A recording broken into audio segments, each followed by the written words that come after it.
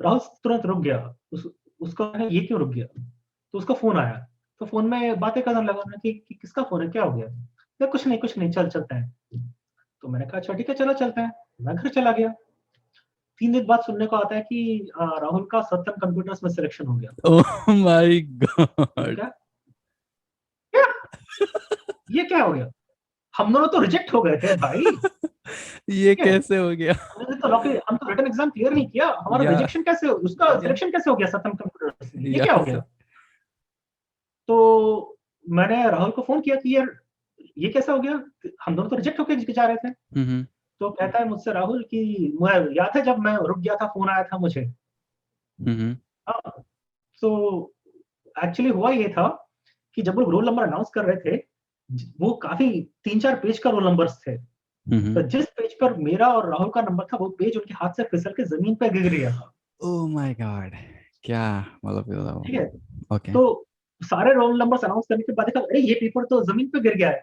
Sorry अरे रुको, रुको, इन लोगों का भी हो गया selection.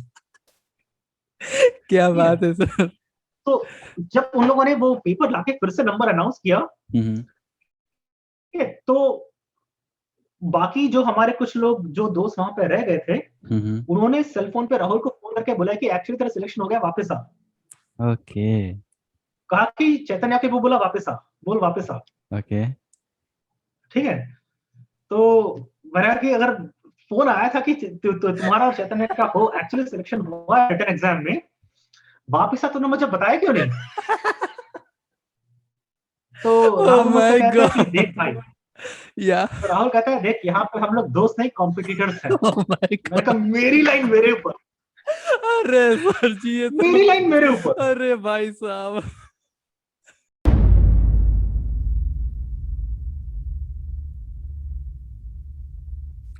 Okay, so hello everyone.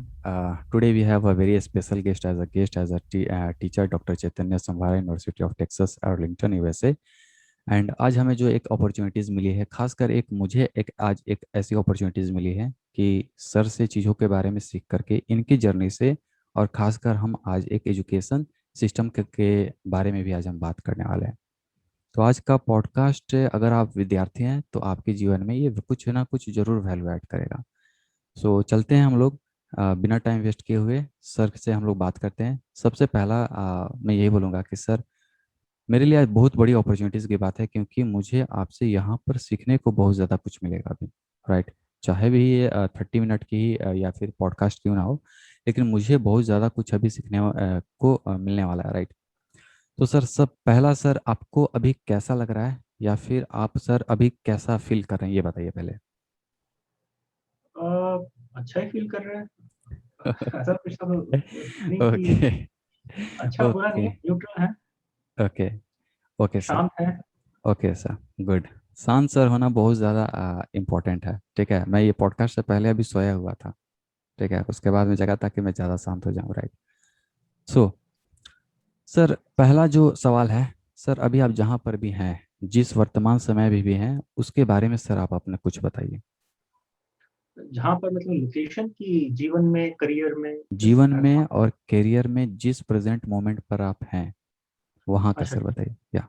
तो अभी तो फ़िलहाल मैं प्रोफ़ेसर हूँ university hmm of Texas Arlington में, और यहाँ पर मुझे करीब-करीब 2 साल होने को आ रहे हैं यहाँ पर। तो लाइफ़ में अभी असिस्टेंट प्रोफ़ेसर हैं। हम्म तो असिस्टेंट मतलब प्रोफ़ेसर्स में सबसे जूनियर प्रोफ़ेसर होता है। या तो अभी तो मैं जूनियर प्रोफ़ेसर हूँ। और लेकिन यूएस में है कि जो डिस्टिंक्शन होते हैं प्रोफ़ेसर्स के लिए, वो हम्म है कि या तो आप सबसे एक टाइटल होता है इंस्ट्रक्टर, ओके कि आपको पीएचडी की ज़रूरत नहीं है, आप मास्टर स्टूडेंट अगर कुछ डिग्री है, तो भी आप जाके पढ़ा के आ सकते हैं इंस्ट्रक्शन करने के लिए। ओके पढ़ाने सिर्फ़ पढ़ाने का जिनका काम होता है, उनको कहते हैं इंस्ट्रक्टर। हम्म उसके ऊपर उनको इंस्ट्रक्टर्स को कुछ एडमिनिस्ट्रेशन का काम नहीं दिया जाता, कि करिकुलम बनाओ, ये वो ऐसे काम नहीं दिए जाते। ओके थोड़ा उनसे ज़्यादा थोड़ा और इन्वॉल्व होते हैं क्लिनिकल प्रोफ़ेसर्स। हम्म क्लिनिकल प्रोफ़ेसर वो कहते हैं जो कि एक तरह से आप कह सकते हैं शायद टेम्परेरी जॉब है एक तरह से।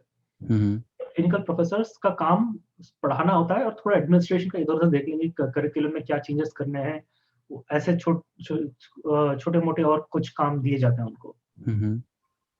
उसके बाद आता है असिस्टेंट प्रोफेसर। और क्लिनिकल प्रोफेसर और असिस्टेंट प्रोफेसर में फर्क यह है कि क्लिनिकल प्रोफेसर से कोई रिसर्च की एक्सपेक्टेशंस नहीं होती, आपका काम सिर्फ पढ़ाई पे फोकस करना है, आपको सिर्फ जाके पढ़ाना है। असिस्टेंट प्रोफेसर वो टाइटल होता है जिस पर आपकी यूनिवर्सिटी ने थोड़ा ज्यादा इन्वेस्ट किया है आपके ऊपर, आपको सैलरी ज्यादा देंगे, आपको 5 साल का मौका देंगे कि हम आपको 5 साल के लिए हायर कर रहे हैं और 5 साल में आपको इतना कुछ रिसर्च करके दिखाना है ताकि हमें विश्वास हो जाए कि आप काबिल रिसर्चर हैं। तो अगर आप अपने आप को प्रूव कर लेते हैं कि उनकी हर एक यूनिवर्सिटी की अपनी-अपनी रिक्वायरमेंट्स होती हैं। जितनी बड़ी यूनिवर्सिटी की उनके रिक्वायरमेंट्स उतने स्ट्रिक्ट हो जाते हैं। ठीक है? तो फॉर एग्जांपल अगर मैं यूटी आर्लिंगटन के बदले यूटी ऑस्टिन में होता, तो जो कि यूटी ऑस्टिन ज़्यादा बड़ी यूनिवर्सिटी है, तो वहाँ पर मुझे ज़्यादा टॉप लेवल के रिसर्च पेपर्स की एक्सपेक्टेशंस होती। और अगर मैं अभी जिस यूनिवर्सिटी से कम यूनिवर्सिटी में हूँ, तो वहाँ पे कुछ थोड़ा कम रिसर्च की एक्सपेक्टेशंस होती हैं। तो जो भी होती है, हर यूनिवर्सिटी की अलग होती है, तो जो भी एक्सपेक्टेशंस होती हैं रिसर्च की, वो मोर और लेस आपको पता होती है कि मुझे इतनी लेवल का रिसर्च करके दिखाना है, अपने आप को साबित करने के लिए। और आपको अपने पढ़ाई मतलब किस तरह से आप पढ़ाते हैं, उसका भी आपको फीडबैक मिलता रहता है। और आप जितनी बड़ी यूनिवर्सिटी में होते हैं, उतने आपको टीचिंग रिस्पॉन्सिबिलिटीज़ कम दी जाती हैं। वाह! ताकि आप अपने रिसर्च पर फोकस करें। यूएस में यूनिवर्सिटीज़ जो हैं, वो जितना टीचिंग इंस्टीट्यूशंस है, उससे ज़्यादा वो रिसर्च इंस्टीट्यूशंस होती हैं। इंडिया में है कि टीचिंग इंस्टीट्यूशंस होती हैं फॉर मोस्ट पार्ट। या अब प्रोफेसर्स रिसर्च शायद ही करते हैं और उतना कुछ प्रेशर होता नहीं है उनके ऊपर। यहाँ पे रिसर्च यूनिवर्सिटीज़ होती हैं। तो ये है कि आप कौन सी यूनिवर्सिटी में उसके बेस पर आपको कितना पढ़ाना है और कितना रिसर्च करके दिखाना है, दोनों का बैलेंस होता है। जितनी बड़ी यूनिवर्सिटी में होंगे, रिसर्च एक्सपेक्टेशंस ज़्यादा होंगी, टीचिंग एक्सपेक्टेशंस कम होंगी। होंगी, आपको जितना एक्सपेक्टेशंस मतलब कि आपको अच्छा पढ़ाना है, लेकिन आपको कम क्लासेस दिए जाएँगे पढ़ाने के लिए। ऐसी यूनिवर्सिटीज़ भी हैं जहाँ पे आपको साल में सिर्फ 1 सेमेस्टर का 1 कोर्स पढ़ाना होता है बस।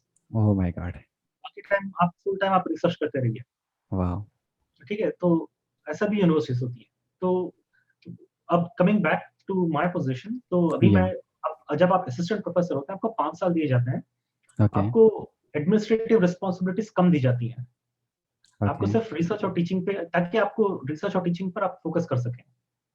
और जब आप 5 साल के बाद आप अपने आप को साबित कर रहे थे कि हमने इतना अच्छा रिसर्च करके दिखा दिया है, आपकी एक्सपेक्टेशंस मीट कर ली हैं, तब आपको प्रमोशन दिया जाता है असिस्टेंट टू एसोसिएट प्रोफेसर। और आपको कहा जाता है कि आपको टेन्योर दिया जा रहा है। अभी मैं टेन्योर ट्रैक पर हूँ। मेरा एक्चुअल टाइटल जो होता है, उन्हें कहते हैं टेन्योर ट्रैक प्रोफेसर्स। अभी हम ट्रैक पर हैं टेन्योर के, लेकिन टेन्योर मिला नहीं है। जब आप अपने आप को प्रूव कर लेते हैं, आपको टेन्योर दिया जाता है, तब वो कहते हैं कि आप एसोसिएट प्रोफेसर हो गए विद टेन्योर। टेन्योर का मतलब ये होता है कि अब आपको जॉब से नहीं निकालेंगे। निकाल सकते हैं, ऐसा नहीं कि नहीं निकालेंगे। अगर आपने कुछ गलत काम कर दिया, कुछ पैसे खा लिए, कुछ ऊट-पटांग काम, प्रोफेसर्स में पैसे खाने के लिए ऐसा कोई अपॉर्च्युनिटी भी नहीं होती वैसे। मैं एक एग्ज़ाम्पल दे रहा हूँ कि आपने कुछ करप्शन कर दिया या कुछ गलत काम कर दिया आपने।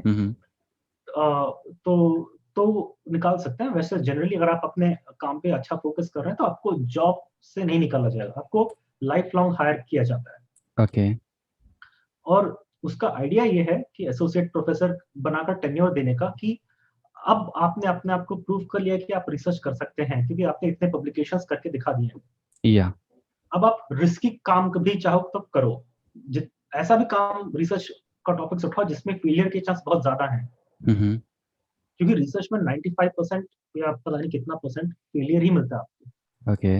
ठीक है? रिसर्चर बनना मतलब लगातार फेलियर, एक सक्सेस, फिर फेलियर, एक सक्सेस।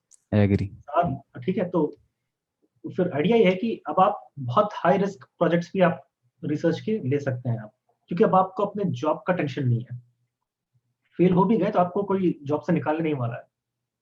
तो ये आइडिया है टेन्योर देने का। और जब आप एसोसिएट प्रोफेसर बन जाते हैं, उसके बाद जब आप और कुछ साल अच्छा रिसर्च करके दिखाते हैं और सर्विस भी करके दिखाते हैं यूनिवर्सिटी के लिए, अब आपको सर्विस भी दी जाती है यूनिवर्सिटी के लेवल पर।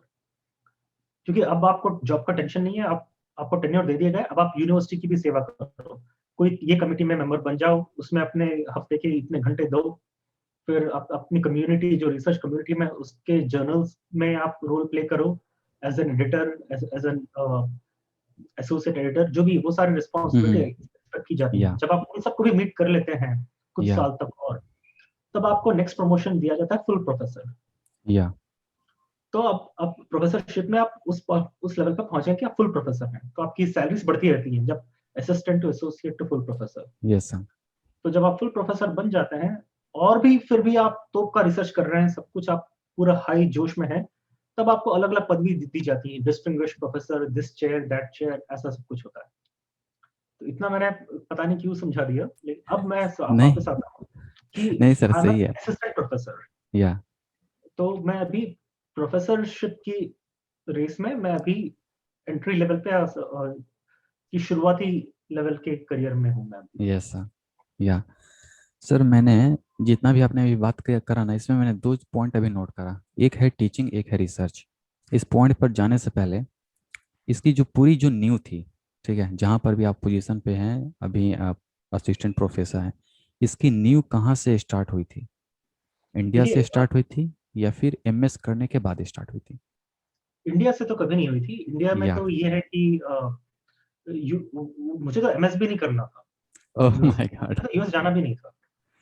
तो उस वक्त हुआ ये कि इंजीनियरिंग के आखिरी सालों में, अब पिछले 2 साल में मुझे लग गया कि मैं कोई आईआईटी तो गया नहीं था इंजीनियरिंग के लिए। या एग्री। तो इंजीनियरिंग करने के 1-2 साल बाद थोड़ी अकल आई कि यार हमें थोड़ा ज़्यादा अच्छा कॉलेज जाना चाहिए था। ठीक है, तो अब क्या करें? लेकिन अब तो मौका है कि नहीं, तो पता चलेगा एक्चुअली मौका है।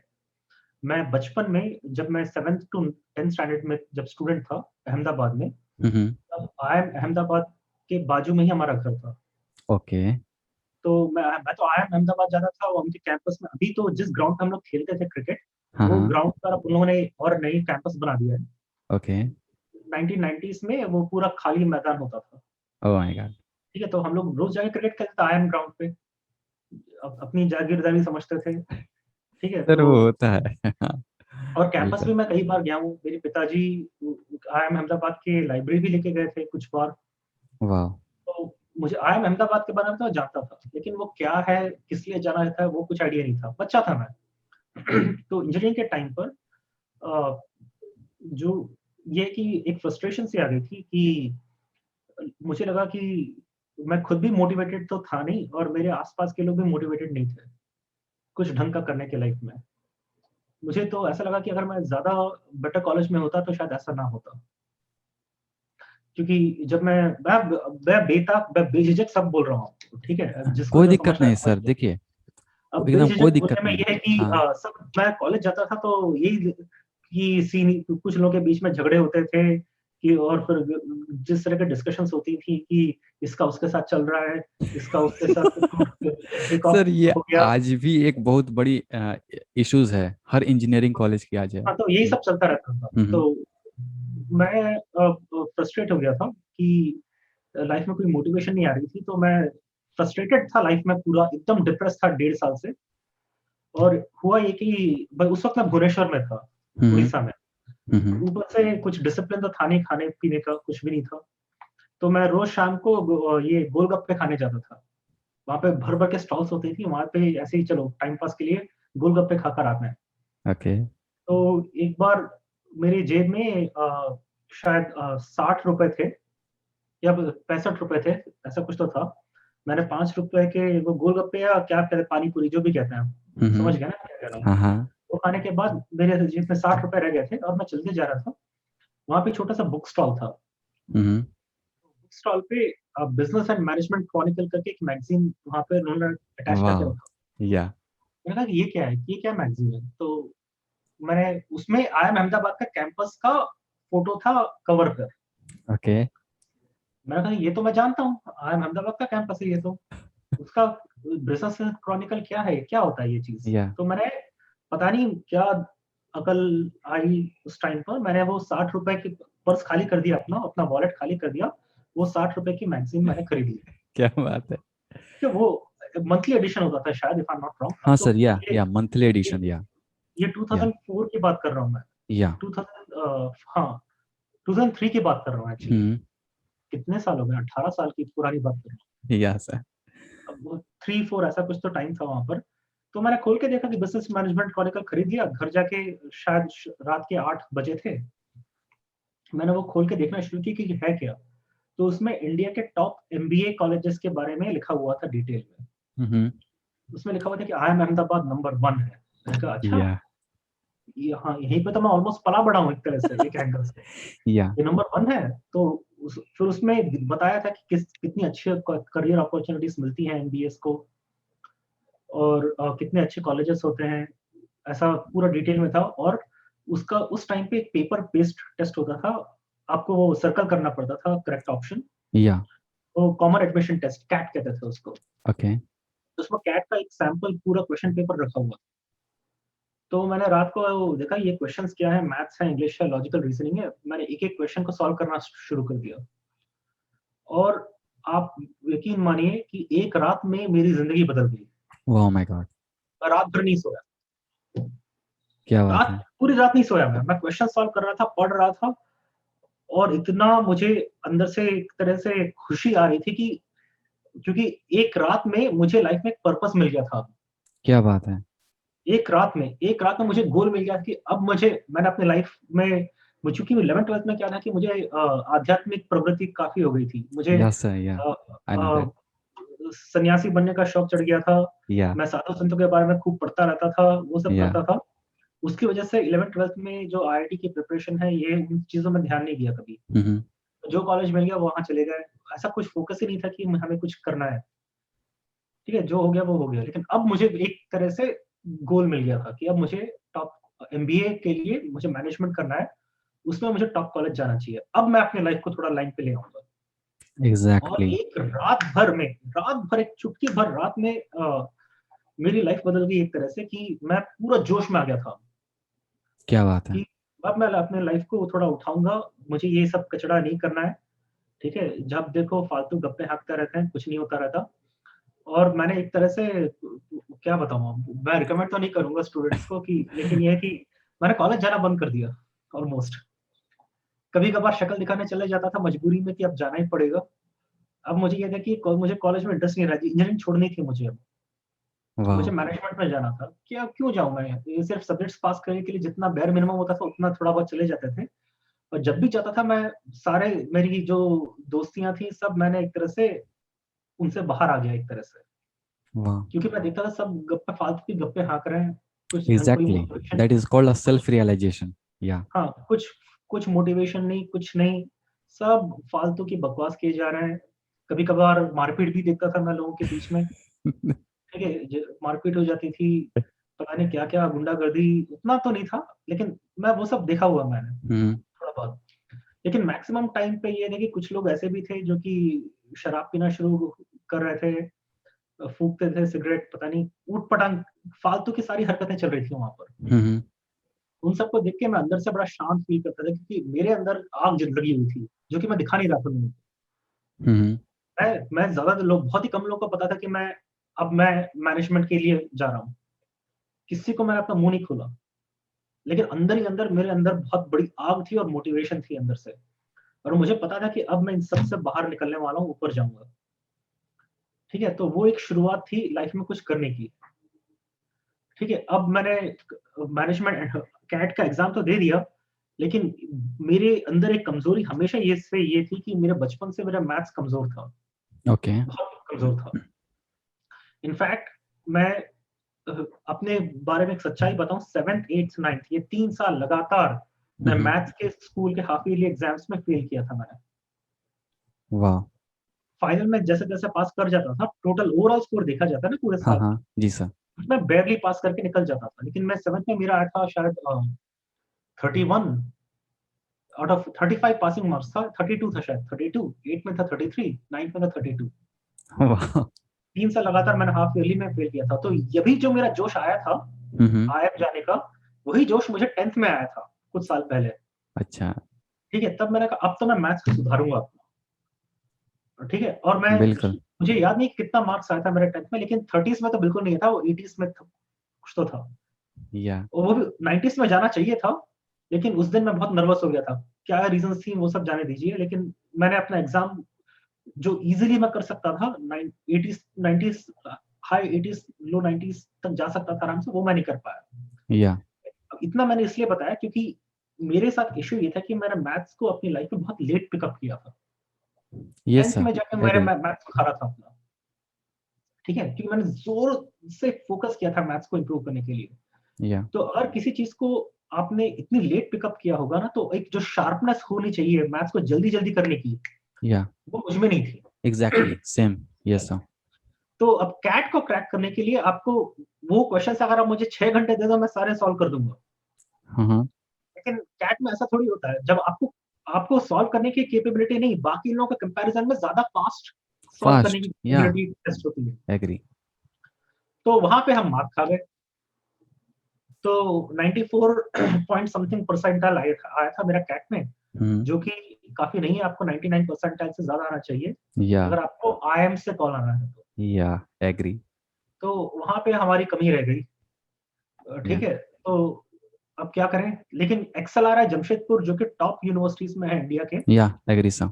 ठीक है? वहाँ का मैंने रिटन एग्ज़ाम क्रैक कर दिया, ओके। ठीक है? उसमें भी एक्चुअली पहले साल में उसमें भी फ़ेल किया था मैंने। पहले अटेम्प्ट में मेरा हम्म। कैट में भी 94 परसेंटाइल आया था, एक्सेलआरआई में मुझे बिल्कुल याद नहीं कितना परसेंटाइल आया था। उस हम्म। वक़्त उनका एग्ज़ाम था एग्ज़ैक्ट एक्सएटी। Yes sir.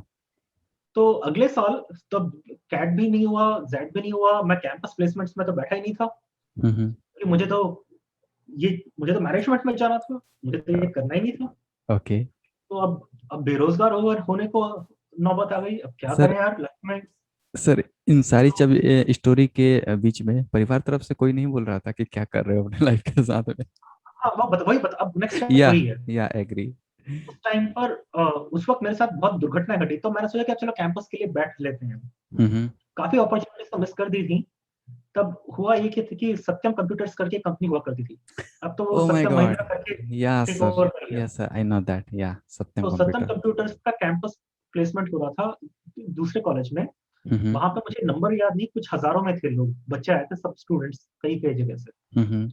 तो वहाँ पर क्या हुआ कि सत्यम कंप्यूटर्स के इंटरव्यू के लिए पहले रिटन एग्ज़ाम होता था, जब आप क्लियर करेंगे तो आपको इंटरव्यू जी सर, नेक्स्ट जी। राउंड पे बुलाया या जाएगा। तो मेरा एक क्लासमेट था, उसका नाम तो नहीं बताऊँगा, कुछ उसका ओके। कुछ नाम दे देते हैं, या कुछ नाम राहुल। दे दो। राहुल।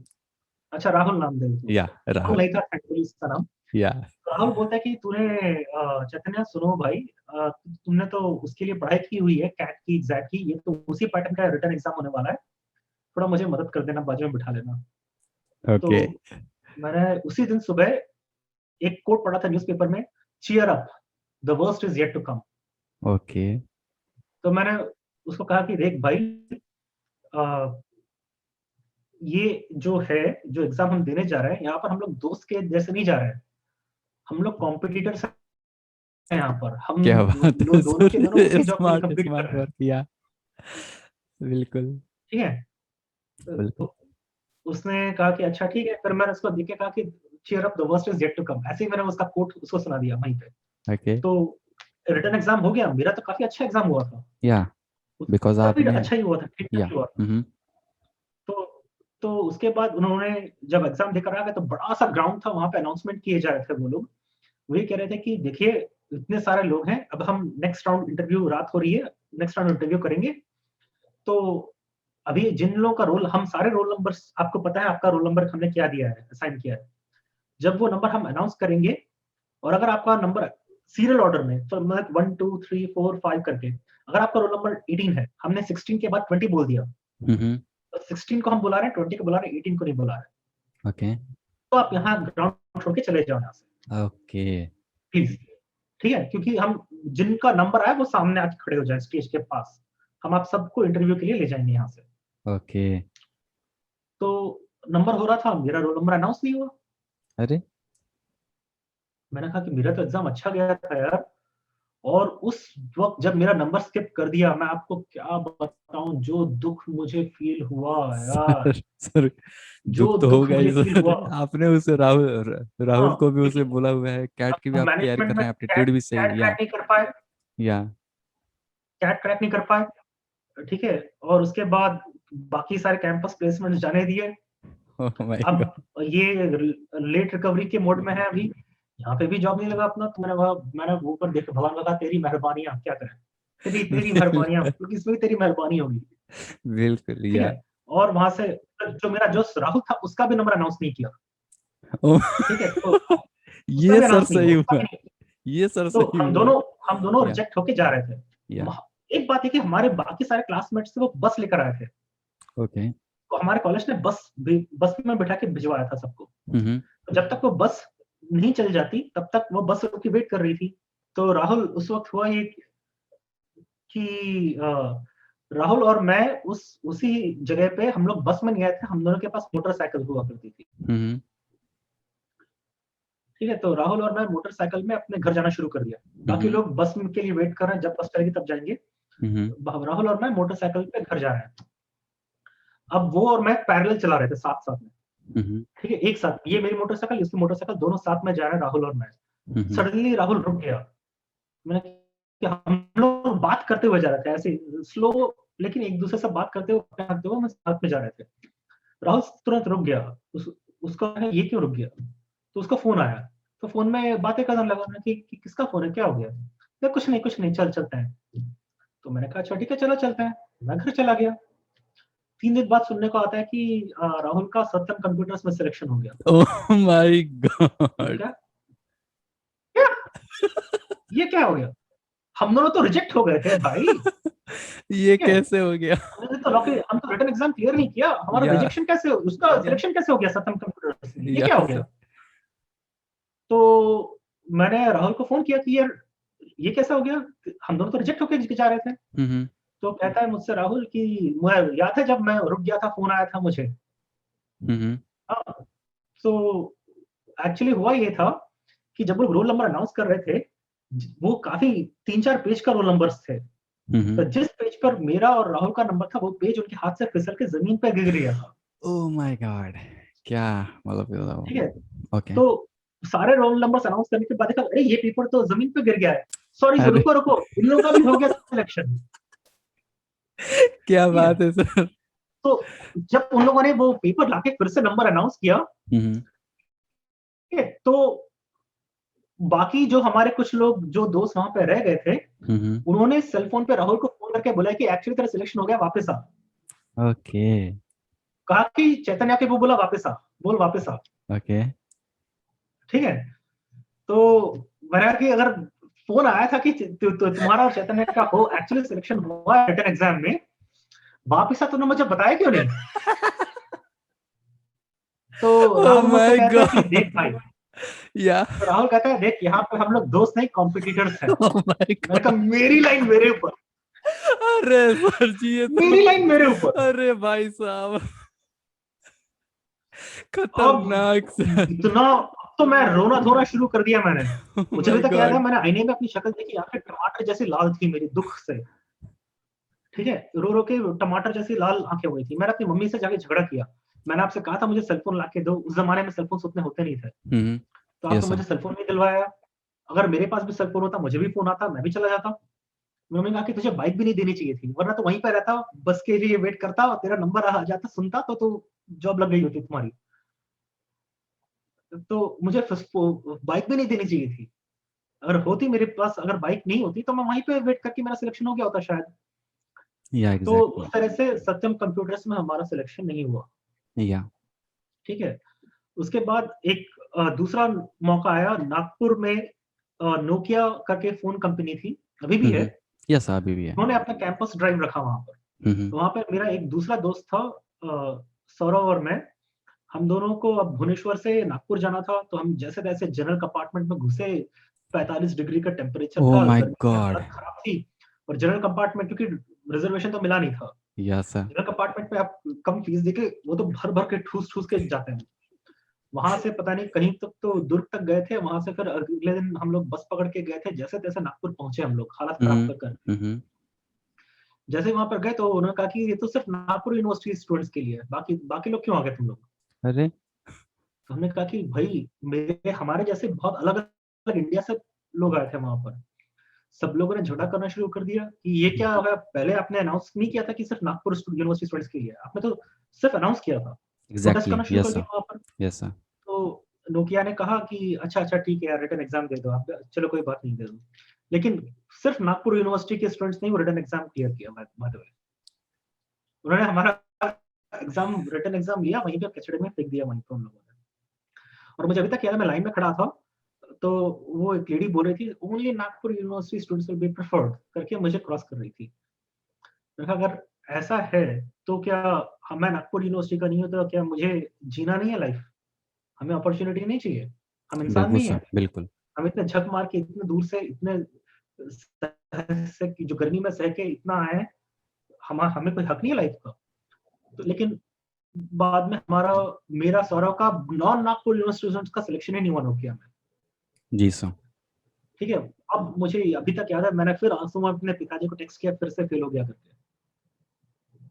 ठीक है, अब लाइफ में पूरा अंधकार छाया हुआ था। ठीक है, वहां पे सत्यम कंप्यूटर्स का वहां पर मौका चला गया, और यहाँ पर नोकिया में भी नहीं हुआ। अब क्या करें, बेंगलोर में जाएं, धक्के खाएं, और अगले साल फिर से कैट दे सकते हैं। ठीक है, तो क्या करें? तब मेरी मम्मी की एक दोस्त थी पड़ोस में, हम्म। उनके घर में उनके दोस्त का कोई भाई आया हुआ था, जो कि यूएस में एमएस में एडमिशन मिल गया था, ओहायो जा रहा था वो। Exactly, yes sir. तो मेरी मम्मी ने कहा कि देख, वो लड़का आया है उनके घर में, पड़ोसियों के घर में, हम्म वो ओहायो स्टेट यूनिवर्सिटी जा रहा है मास्टर्स करने, तू भी एमएस कर दे यूएस जाकर। हम्म मैंने कहा कि मुझे तो इंजीनियरिंग छोड़ के मुझे मैनेजमेंट में जाना था, अभी कहाँ पर से मास्टर्स इन इलेक्ट्रो इंजीनियरिंग या कंप्यूटर साइंस में क्या करवाओगे, मुझे नहीं करना ये सब। हम्म मैंने कहा कि नहीं नहीं, तुम जाओ यूएस जाओ, वहीं पे जाओ, तो वहां की पढ़ाई करो। मैंने कहा कि फिर मैंने पता किया कि कौन सा एग्जाम होता है। हम्म। उस बंदे से मैंने बात की, एग्जैक्टली। जीआरई करके एक एग्जाम है, वो आपको देना होता है। या। ठीक है, और जीआरई टोफल ये देने होते हैं। तो मैंने हम्म। कहा कि जीआरई क्या होता है, टोफल क्या होता है, चलो देखते हैं एक बार। मैंने कोई ओके। का देखा, तो जिस कैट जैट की जो मैंने प्रिपरेशन की थी, सारे का same, same to same. Yes sir, yeah. ये तो मुझसे हो जाएगा यार, ये तो मैं बढ़िया कर लूंगा आराम से। एग्जैक्टली, तो यस मुझे सर। कंप्यूटर साइंस मास्टर्स करने का या इंजीनियरिंग करने का, मास्टर्स करने का कोई शौक नहीं था। हम्म। मुझे पता है कि उसका रिटन एग्जाम में अच्छा स्कोर ला सकता हूँ मैं, बस ये था, बस रीजन। या। तो ये मेरी स्टोरी थी मास्टर्स में जाने की। या। एक तरह से मजबूरी थी, क्योंकि मुझे पता था कि अब मैं बेंगलोर में जाके वो बस में खड़े होके ऐसे झूलते झूलते धक्के नहीं खाना चाहता था मैं। Exactly sir, agree. वो करने का शौक नहीं था हमें। तो मैंने कहा कि चलो यूएस चले जाते हैं। हम्म। तो उस वक्त मैंने जीआरई के लिए मैंने फिर अपनी जान लगा दी। ठीक है, उस वक्त हमारे पास उतने पैसे तो थे नहीं कि हम जीआरई का फीस या यूनिवर्सिटी एप्लीकेशन फीस दे सकें। हम्म। मेरे हाथ में एक अनफेयर एडवांटेज ये था कि मेरे चाचा, जो मेरे पिताजी के छोटे भाई हैं, हाँ हाँ। वो यूएस में एटलांटा में वो साइंटिस्ट हैं सीडीसी के लिए। ओके। वो मेरे रिश्तेदार थे यूएस में ऑलरेडी।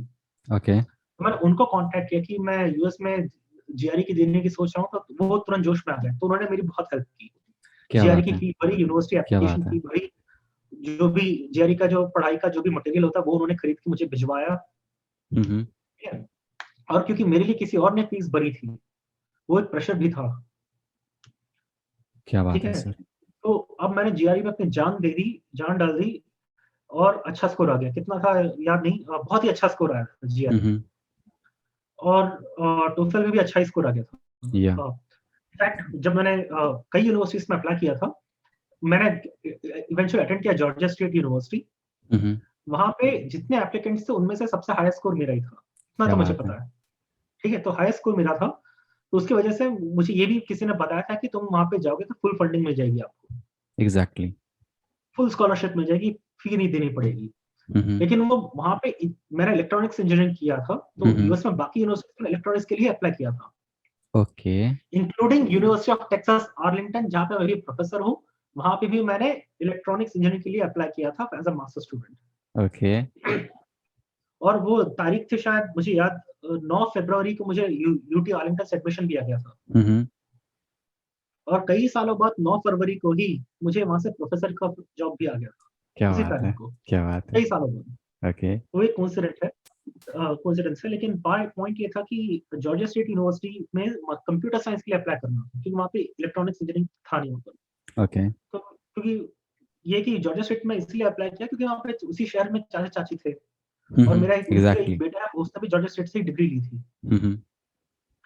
तब मैंने डिसाइड किया कि चलो जॉर्जिया स्टेट को भी अप्लाई कर देते हैं और बाद में ये भी पता चला कि वहाँ पे फंडिंग मिलने का ऑलमोस्ट 100% चांस है, क्योंकि मेरा स्कॉलरशिप मिलने का चांस है क्योंकि मेरा हाई स्कोर था वहाँ पर। Exactly, yes sir.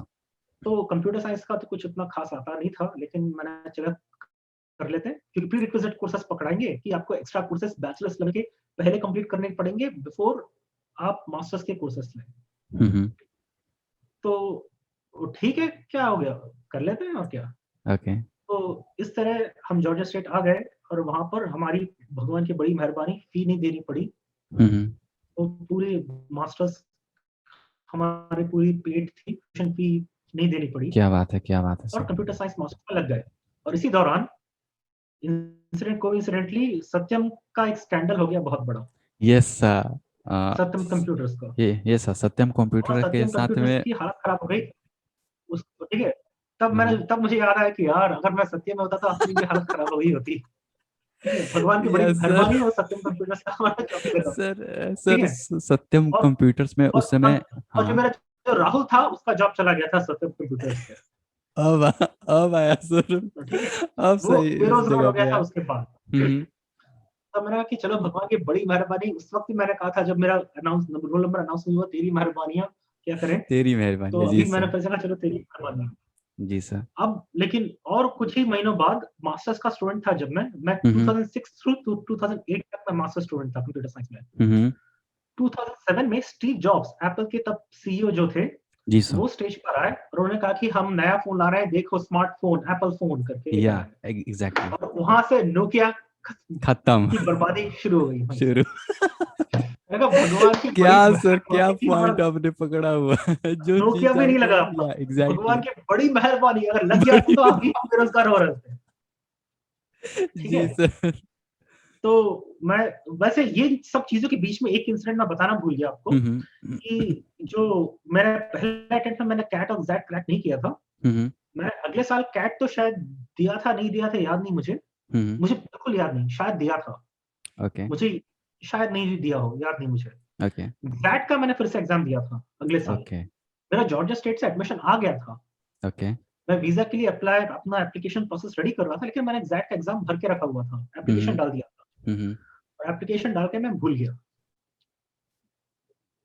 ठीक है? ओके। एप्लीकेशन तो एग्ज़ाम का फॉर्म भर दिया था और मैं भूल गया इस एग्ज़ाम के बारे में। और उस वक़्त मैं लखनऊ में था, तो हम्म। मेरी मम्मी ने संडे था शायद वो, तो मेरी मम्मी ने सुबह उठा के कहा कि ये देखो तुम्हारा एग्ज़ाम का एडमिट लेटर है, जाओ एग्ज़ाम देकर आओ। ये को मैं तब मुझे याद है कि अरे हाँ, मैं तो एग्ज़ैक्ट का फॉर्म भी भरा हुआ है। ओके। मैंने कहा ये क्यों देने लगा मैं अब एग्ज़ाम? मेरा एडमिशन आ ओके। चुका है जॉर्जिया हम्म। स्टेट से, मैं यूएस जा रहा हूँ। एग्ज़ैक्ट का एग्ज़ाम क्यों देने लगा मेरा? नहीं, हम्म। नहीं एग्ज़ाम भर दिया है, पैसे भर दिए कम से कम एग्ज़ाम तो देकर आओ। ओके। क्या जाता है तुम्हारा? तो ओके। मैंने कहा अच्छा ठीक है, तो फिर मैं जैसे-जैसे एग्ज़ाम के लिए निकला लेकिन मेरे पास ये पेंसिल नहीं है, इरेज़र नहीं है, कुछ नहीं है। ऐसे ही तो मैं दुकानें ढूँढने लग गया कि कहीं रास्ते में कोई दुकान मिल जाए, मैं खरीद के एग्ज़ाम देने जाऊँ। और वो भी सर संडे का दिन। हाँ, संडे का दिन सारी दुकानें बंद थी, एग्जैक्टली। एक दुकान हल्की-सी खुली हुई थी, वहाँ पे कोई जा रहा था बंदा, मैंने उसको रुक के कहा तो उसने कहा ये मेरी दुकान है। मैंने कहा हम्म। भाई एग्ज़ाम देना है यार, भाई मुझे मेरे को पेंसिल, इरेज़र और शार्पनर बेच दो भाई मुझे। और उसने मुझे चारों चीज़ें, एक पेन दिया, पेंसिल दिया, इरेज़र दिया, शार्पनर दिया हम्म। और रास्ते में किस्मत से मिल गया मुझे, तो मैं एग्ज़ाम देने चला गया। ओके। और मुझे पता था कि पिछले साल मेरा एग्ज़ाम मैं क्रैक नहीं कर पाया था। इस साल मैं क्या करूँगा कि मैं सिर्फ़ वही अटेम्प्ट करूँगा जो मुझे 100% गारंटीड मुझे पता है कि आंसर सही है। ओके। अब ये नंबर्स शायद ऑफ होंगे मेरे जो मैं कह रहा हूँ। हम्म। 105 क्वेश्चन थे 3 सेक्शंस के। हम्म। इंग्लिश, मैथ्स और वर्बल रीज़निंग और लॉजिकल रीज़निंग। या। मैंने शायद 31 क्वेश्चन्स अटेम्प्ट करके आया था मैं बस। सिर्फ़ 31। ओके। हो सकता है 37 हो, मुझे याद है कि 31 क्वेश्चन्स थे। मैंने जो मुझे नहीं आता मैं अटेम्प्ट ही नहीं करूँगा क्योंकि नेगेटिव मार्किंग 1/3 थी वहाँ पर। या। तो मैंने और एग्ज़ाम देके भूल गया उसके बारे में। पहले तो एग्ज़ाम के बारे में भूल गया था, एग्ज़ाम देने के बाद रिज़ल्ट्स के बारे में भूल गया। या। और एग्ज़ैक्ट जब भरते हैं तब उसके बाद बाकी कॉलेजेस वाले some random institute of management सब आपको लेटर्स भेजना शुरू कर देते हैं जी सर। कि आप आओ हमारे कॉलेज में आओ करके, जी सर।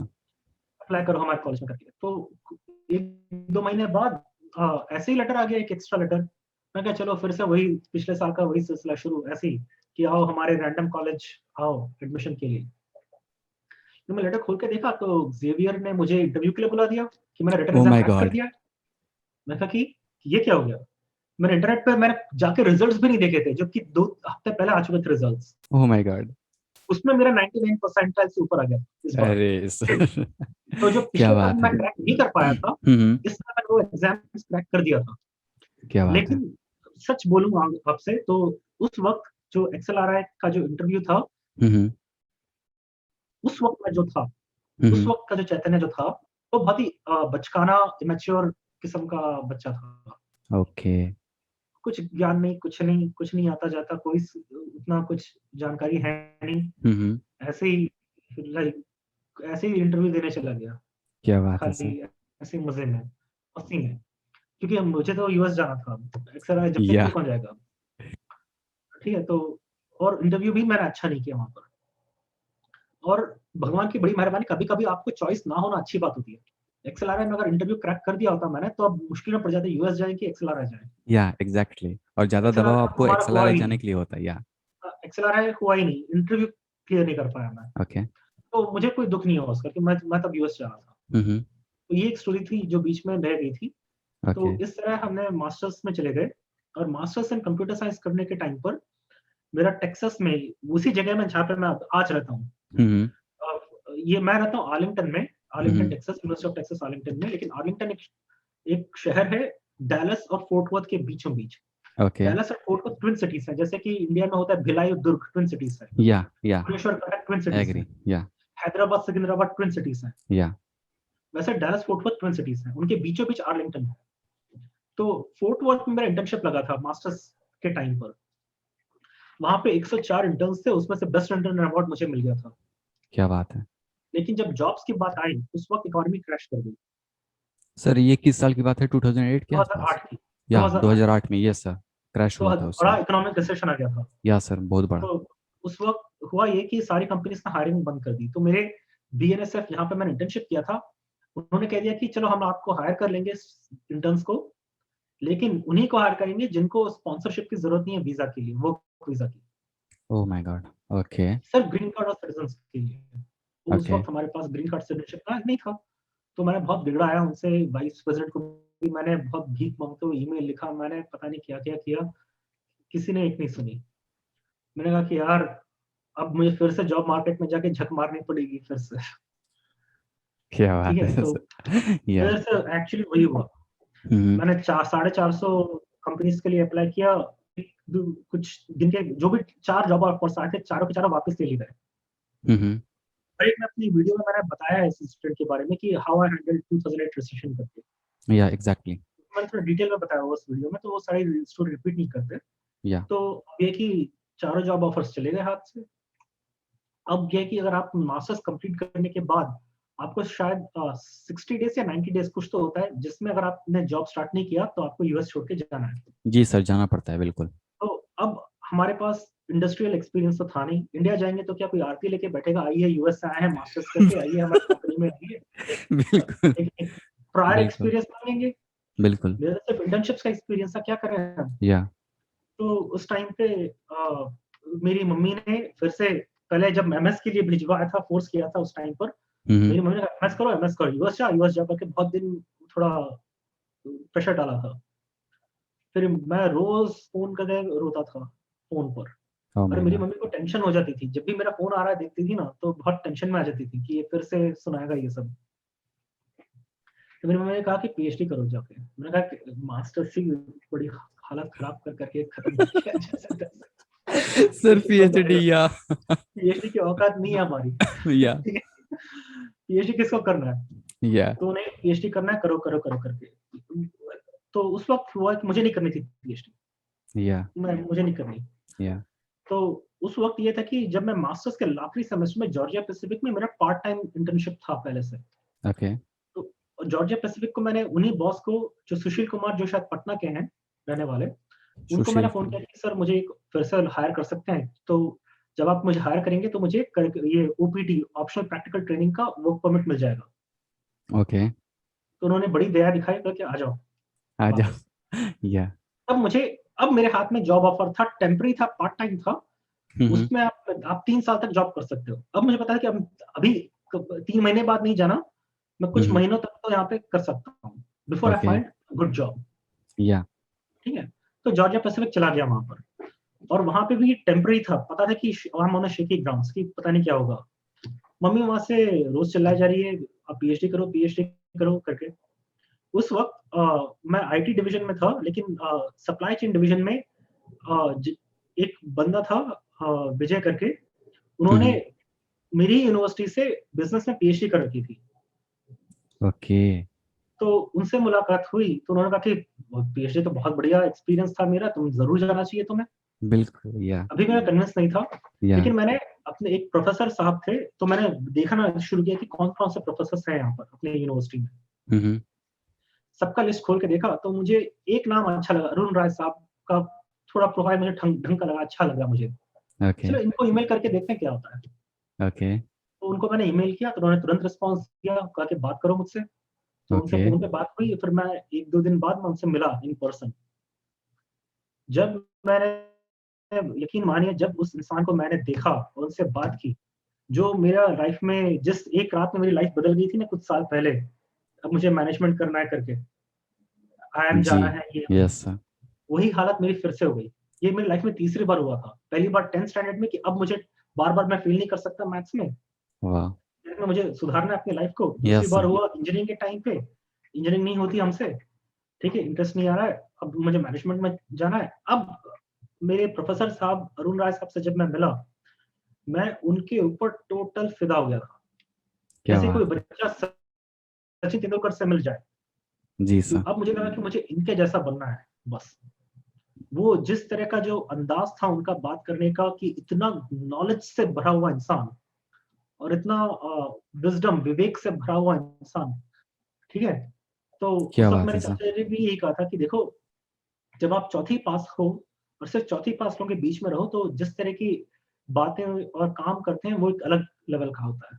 जी सर। जब आप 10th स्टैंडर्ड के बीच में रहोगे, तो अलग लेवल का होता है। बिल्कुल सर, एग्जैक्टली। जब आप कॉलेज एजुकेटेड लोगों के बीच में रहोगे, तब अलग लेवल की बातें होती हैं, लाइफ़ एग्जैक्टली। होती है। जब एग्जैक्टली। आप साइंटिस्ट के बीच में होते हो, तो वो एक अलग लेवल होता है। अलग लेवल की। जी सर। अब उन लोगों के बीच में जब आप जाते हो, ट्रेनिंग लेते हो उनसे, साइंटिस्ट से साइंटिस्ट बनने की ट्रेनिंग लेते हो, तब आप बहुत ग्रो करोगे। तो ये चाचा एग्जैक्टली। जी की बात, ये मुझे लग गई। वहाँ से मेरी मम्मी मुझे बोली जा रही है, पीएचडी करो करके। उस वक़्त मेरे चाचा का एक बेटा था, कज़िन दीपक, उसने भी मुझसे यही कहा कि पीएचडी करो, तुम्हारी लाइफ़ बाद में अच्छी हो जाएगी, ये वो फलाना-ढिकाना। ये सब सुनने के बाद जब मैं राय साहब से मिला, तो हालत खराब हो गई अपनी रातों-रात फिर से, कि यार मुझे तो अब यार मुझे इनके आस-पास रहना, मुझे इनसे सीखना है, मुझे इनके जैसा बनना है। तो मैंने पीएचडी में अप्लाई कर दिया, उन्होंने एडमिशन मुझे मिल गया। पता नहीं कैसे मिल गया, लेकिन मिल गया। ओके। उन्होंने मुझे एडमिशन दे दिया। ओके। और मेरे जैसे ही कई लोगों ने भी, मैंने तो इन्फॉर्मेशन सिस्टम्स में पीएचडी के लिए एडमिशन लिया था। उसी हम्म। तरह कुछ लोगों ने रियल एस्टेट में, मार्केटिंग में, अलग-अलग जी लोगों ने सर। एडमिशन लिए थे। मेरे जैसे ऐसे लोग थे जिनको भी जॉब, क्योंकि इकोनॉमी क्रैश कर गई थी यूएस की, जी सर। अमेरिकन जिनके जॉब था, उनको भी जॉब से निकाल दिया गया था, ले ऑफ हो गए थे बहुत लोग। जी सर। नॉन इमिग्रेंट्स को कौन जॉब देने लगा? तो उसी तरह हमारे जैसे ही बाकी लोग भी थे, जिन्होंने पीएचडी में एडमिशन ले लिया था अपने आप को बचाने के लिए। क्या बात है। वो उन लोगों ने, लेकिन पीएचडी में 1-2 साल निकालने के बाद जब इकोनॉमी इम्प्रूव हो गई, हम्म। कंपनीज़ ने पोज़ीशंस डालना शुरू किया, हम्म। वो लोग पीएचडी से हट के चले गए वापस इंडस्ट्री में, जी। कि अब पीएचडी कौन करेगा? लेकिन मुझे राय साहब की कंपनी में रहते-रहते मैं इस तरह फ़िदा था उनके ऊपर। अब मैं कह रहा हूँ फ़िदा था, मतलब कि ऐसा नहीं कि, ऐसा था कि एक होता है ना कि मुझे, एक बच्चा जो क्रिकेटर बनना चाहता है, विराट कोहली को देखता है कि मुझे उसके जैसा बनना है, उस तरह का फ़िदा एग्जैक्टली की सर। बात है। या एग्री। तो वाइब्स, पॉजिटिव हाँ, वाइब्स। तो उस तरह से मैं, राय साहब बहुत मुझे मुझे स्ट्रिक्ट थे मेरे साथ, और उनसे बहुत गालियाँ खाई हैं मैंने, भगवान की बड़ी मेहरबानी की खाई मैंने उनसे गालियाँ, या क्योंकि इम्प्रूव करना होता है। आप जब तक आपको स्ट्रिक्ट फीडबैक नहीं मिलता, आप इम्प्रूव नहीं करते। बिल्कुल। जी सर। इनफैक्ट अभी 2 घंटे पहले ही मैं उनसे खा के बैठा हूँ अभी। ठीक है? फिर से, जबकि मैं ग्रेजुएट करके इतने सालों में, अभी भी उन्होंने मुझे पॉइंट आउट किया था कि क्या 6 साल पुराना पेपर कचरे में डाले क्या? अभी तक तुमने वो पेपर कंप्लीट नहीं किया। बाकी पेपर्स कंप्लीट किए, वो पेपर क्यों रह गया तुम्हारा अभी में? क्या बात है सर, ये क्या उन्होंने बात है। मुझे सुनाया 2 घंटे पहले। या तो मैं बहुत थैंक यू बोलता हूँ भगवान को कि अगर आपको एक मेंटर मिल जाए जो कि आपको इम्प्रूव करना चाहता है, आपको गाइड करता है और आपके साथ स्ट्रिक्ट भी है, तो उससे अच्छी बात कोई नहीं हो सकती। एग्जैक्टली सर, अगर वो स्ट्रिक्ट 100% ना एग्री, हो तो सहमत। आप कुछ भी करो, वो लोग चुप रहेंगे और आप बर्बादी की तरफ चले जाओगे। जी सर, ठीक है? एग्री। तो इस तरह मैंने पीएचडी में एडमिशन ले लिया और रिसर्च में थोड़ा ऐसा होने लग गया कि रिसर्च पेपर्स जब आप पढ़ते शुरू में बहुत मुश्किल लगते हैं, समझ में नहीं जी आता सर, वो। जी सर, जी सर। धीरे-धीरे, धीरे-धीरे आपको वो अकल आनी शुरू होती है और गालियाँ खा के बाकी प्रोफ़ेसर्स से कि तुमने ये अच्छा नहीं लिखा, वो अच्छा नहीं लिखा, यस तो सर। आदमी ग्रो करता है और ये धीरे-धीरे रिसर्च की समझ आने लगी। जी सर। और रिसर्च पेपर्स में जब मैं राय साहब के साथ मिलता था, जिस मैंने कि रिसर्च में जो एक सोचने का ढंग होता है कि प्रॉब्लम को किस एंगल से देखो, कैसे प्रॉब्लम्स डिस्कवर करो, सॉल्व करो, वो उनको देख-देख के मेरे होश उड़ना शुरू हो गए कि क्या आदमी है यार, क्या सोच लगा दी इस इंसान ने, क्या बात है। एग्री क्या सर, किस एग्री। किस लेवल की सोच हम्म। रखता है ये इंसान। तो मुझे लगा कि अब उसकी वजह से मैंने पीएचडी कंटिन्यू करता रह गया, मैं छोड़ा नहीं हम्म। मैंने। और मुझे बीच पीएचडी में रिक्वायरमेंट होती है आपको पढ़ाना भी होता है। जी सर, टीचर एटलीस्ट असिस्टेंट। 2 या। सेमेस्टर्स आपको पढ़ाना होता है हम्म। और आपको पढ़ाने की ट्रेनिंग भी दी जाती है। एक सेमेस्टर आपको you have to be a student in a class जिसमें आपको पढ़ाया जाता है कैसा पढ़ाना है, या। ठीक है? तब आप वो क्लास क्लियर करेंगे तभी आपको पढ़ाने का दिया जाएगा और अगर आप नहीं जी। पढ़ाओगे तो आपको पीएचडी से निकाल दिया जाएगा। बिना पढ़ाए आप नहीं रह सकते वहाँ पर। तो मैंने जब पढ़ाना शुरू किया, पहला सेमेस्टर तो बहुत ही रफ था, मुश्किल थी, लेकिन मैंने ये देखना शुरू किया मुझे पढ़ाना भी आता है एक्चुअली। क्योंकि देखिए, मेरे अपने ओपिनियन में अच्छा रिसर्चर ज़रूरी नहीं है कि आप बहुत ज़्यादा ब्रिलियंट रहे हों लाइफ में। ऐसा ज़रूरी नहीं है कि आप 1 घंटे में 100 सवाल मैथ्स से कर दें तो ही आप अच्छे रिसर्चर बन जाएँगे। एग्जैक्टली। अच्छा रिसर्चर्स में आपको इमेजिनेशन भी होता है साइड में, प्रॉब्लम्स को बिल्कुल डिस्कवर सर, करने। बिल्कुल। ठीक है? तो उसी तरह लेकिन ये है कि जब आप उतना ब्रिलियंट नहीं होते हैं ना, मेरे जैसे, तो आपको जो भी आप पढ़ रहे हैं, सीख रहे हैं, उसमें आपको ज़्यादा एफर्ट मारना पड़ता है उसको समझने के लिए। जी सर, समझने के जो लिए लोग एफर्ट। बहुत या। ज़्यादा शार्प होते हैं, वो एक बार पढ़ के समझ जाते हैं। समझ जाते हैं, बिल्कुल सही। हमारे जैसे लोग हैं ना, जिनको वो कई बार समझना पड़ता है, पढ़ना पड़ता है, कुछ या। समझ ना आए, दूसरों से पूछना पड़ता है, स्ट्रगल या। करके हम लोग सीखते हैं, हमारे जैसे या। लोग, बिल्कुल। मतलब मेरे जैसे लोग। या। और क्योंकि मेरे जैसे लोग जो स्ट्रगल करके सीखते हैं, जब हम पढ़ाने का मौका मिलता है, तो हमारे लिए ज़्यादा आसान होता है स्टूडेंट्स को समझना। यस सर, एग्री, इस बात पे मैं एज़ एज़ 100% कंपेयर्ड सहमत टू हूँ। जो जी सर। ब्रिलियंट स्टूडेंट्स रहे होते हैं लाइफ में, या। उनको लगता है कि इतना आसान है यार, ये समझते क्यों कितना नहीं है आसान लोग? है, बिल्कुल सर, वो यही बोलते हैं कि यार ऐसे ऐसे तो होता है। तो लेकिन मेरे साथ वो नहीं था वो प्रॉब्लम, तो उसकी वजह से I was a better teacher than those people who are much smarter than me, क्या बात है सर। ठीक है? तो क्योंकि मुझे वो स्ट्रगल से जाना पड़ता था समझने के लिए सब कुछ, तो या। मैं ज़्यादा टुकड़ों में ब्रेक करके समझाता था स्टूडेंट्स को और 3 सेमेस्टर्स मैंने पढ़ाया और वहाँ पे स्टूडेंट इवैल्यूएशंस और उनका रिस्पॉन्स बहुत ही अच्छा आया हम्म। और सडनली एक दिन ईमेल आ गया कि आपको कॉलेज लेवल का पूरे कॉलेज का सबसे बेस्ट टीचिंग अवार्ड दिया जा रहा है। Oh my God. दैट्स ठीक गुड। है? तो या। वो भी एक रीज़न था कि हमने पीएचडी छोड़ा नहीं। अब समझ में आ गया था कि लाइफ में कि अब हमें रिसर्च करना है, पेपर्स लिखने हैं और पढ़ाना है। या। अब मेरी लाइफ में ये मेरा डायरेक्शन है। या। तो वैसे जो जॉर्जिया पैसिफिक में जो मेरा बॉस थे सप्लाई चेन में जिन्होंने कहा था कि मैंने खुद पीएचडी किया हुआ तुम करो। उन्होंने हम्म। कंटिन्यू नहीं किया विजय पीएचडी सर। में। या। पीएचडी कंप्लीट किया लेकिन इंडस्ट्री चले गए ना। हम्म। मैंने डिसाइड किया मैं इंडस्ट्री नहीं जाऊँगा। ओके। मैं एकेडमिक इंस्टीट्यूशन में ही रहूँगा। प्रोफ़ेसर बन के यहाँ ही यहीं मेरी लाइफ़ होगी अब। या, मुझे क्या अच्छा बात लग है गया। सर। Yes sir.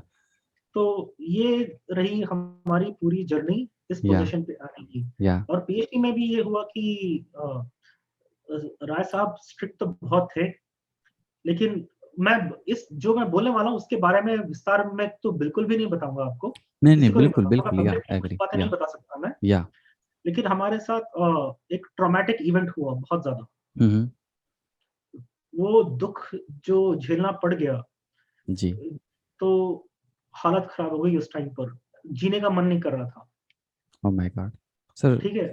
या। इतना ट्रॉमेटिक इवेंट था तो उस वक़्त अ, ये था कि राय साहब ने मुझे जैसे पकड़ के उठाया ऊपर, ओह माय गॉड। तो उस वक्त जो स्ट्रिक्ट होते थे वो बहुत काइंड भी साथ में हो गए थे ओके, कि तू कैसे लाइफ में डूबेगा, मैं नहीं डूबने दूंगा तुझे। क्या बात है, जैसे डूबते को पकड़ के ही रखा, उसमें से बाहर निकाल के साइड में रखा और छोड़ा नहीं। तो कैसे सक्सेसफुल नहीं होता मैं देखता हूँ। क्या बात है सर, ठीक है? क्या बात है। तो एक जो आपको एक आचार्य या गुरु जो मिलता है, जो आपके लिए चिंता करता है और आपको सक्सेसफुल होना देखना चाहता है, अगर आपकी लाइफ में ये हो गया ना, तो समझ जाओ कि आपने पता नहीं कोई बहुत बड़ा पुण्य काम किया होगा पूर्व जन्म में कुछ तो। ठीक है? जी सर, तब एग्री हूँ इस बात पर।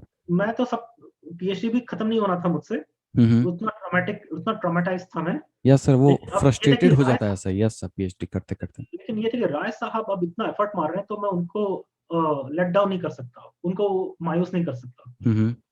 तब उनके लिए भी कम से कम अपने लिए ना सही, लेकिन वो जो एफर्ट मार रहे हैं मुझ पर, मुझे ग्रो करने के लिए, मुझे सँभालने के लिए उनकी नज़रों में थोड़ा खड़ा होना चाहिए हमें। क्या बात है सर। तो पीएचडी में जान मार दी। आखिरी 1.5 साल तो मैं दिन-रात काम करता था। कई बार तो आँसू पोंछता था, काम करता था, आँसू पोंछता था, काम करता था। रात भर ऑफ़िस में बिताया कई बार, कई रातें। ये सब किया, लेकिन खत्म किया पीएचडी, छोड़ा नहीं उसको। जैसे-तैसे खत्म किया। ओहायो में जॉब लगा, प्रोफ़ेसर बने। कैलिफ़ोर्निया में भी जॉब लगा था पहले, लेकिन इतनी गरीबी में यूएस में एज़ अ स्टूडेंट आपको पैसे तो होते नहीं है आपके पास। जी सर। मास्टर्स किया, उसके बाद पीएचडी किया, पैसे कहाँ कमाए? जी सर, समझ जी रहे हैं? सर।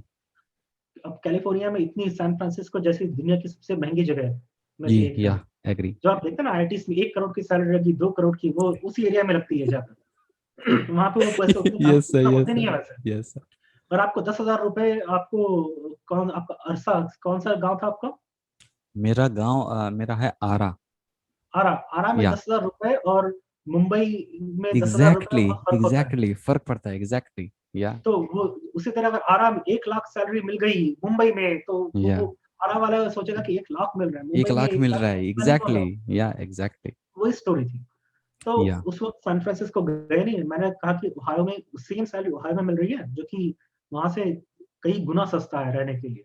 हम्म। तो ओहायो चले गए, फिर 4 साल रहे वहाँ पर। वहाँ पे एक ही छोटा-सा गाँव था कि अब चलो पैसे तो बच गए, गरीबी से बाहर आ गए, लेकिन इस गाँव में हमारा कुछ होने वाला है नहीं, चलो बड़ा सिटी चले जाते हैं। तब अप्लाई किया, जैसे-तैसे यूनिवर्सिटी क्या ऑफ बात है टेक्सास सर, आर्लington में क्या जॉब लग बात गया। है।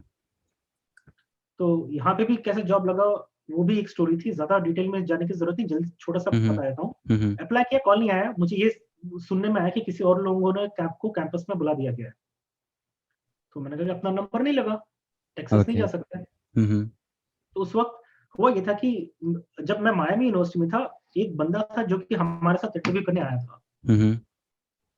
अ, तो उसने अपना जॉब रिसर्च प्रेजेंटेशन बहुत अच्छा किया था। ओके। उसके बाद हम लोग लंच पे ले गए थे उसको, हम लोग वापस ला रहे थे, तो मैंने उसको थोड़ा साइड में खींचा, उसी बंदे को। मैंने कहा, देखो तुमने बहुत अच्छा प्रेजेंटेशन दिया है, तुम्हें गारंटीड जॉब मिल जाएगा यहाँ से। हम्म। जब तुम्हें ऐसे-ऐसे ऑफर देंगे तो ऐसे-ऐसे नेगोशिएट करना, ऐसे-ऐसे सैलरी माँगना, ऐसे-ऐसे रिक्वायरमेंट्स देना अपने, लेकिन तुम्हें जॉब मिल जाएगा। ओके। उसने एक्सपेक्ट ही किया था कि यहाँ का करंट प्रोफेसर मुझे इतनी हेल्प करेगा, हम्म। जानकारी देगा, इनसाइड इन्फॉर्मेशन देगा कि मुझे जॉब लग जाएगा, ये वो करके। बड़ा थैंक यू बोल के उसने मुझे ईमेल कर दिया। बाद में सुनने को आया कि उसको जॉब ऑफर मिला, लेकिन उसने लेने से मना कर दिया। ओके।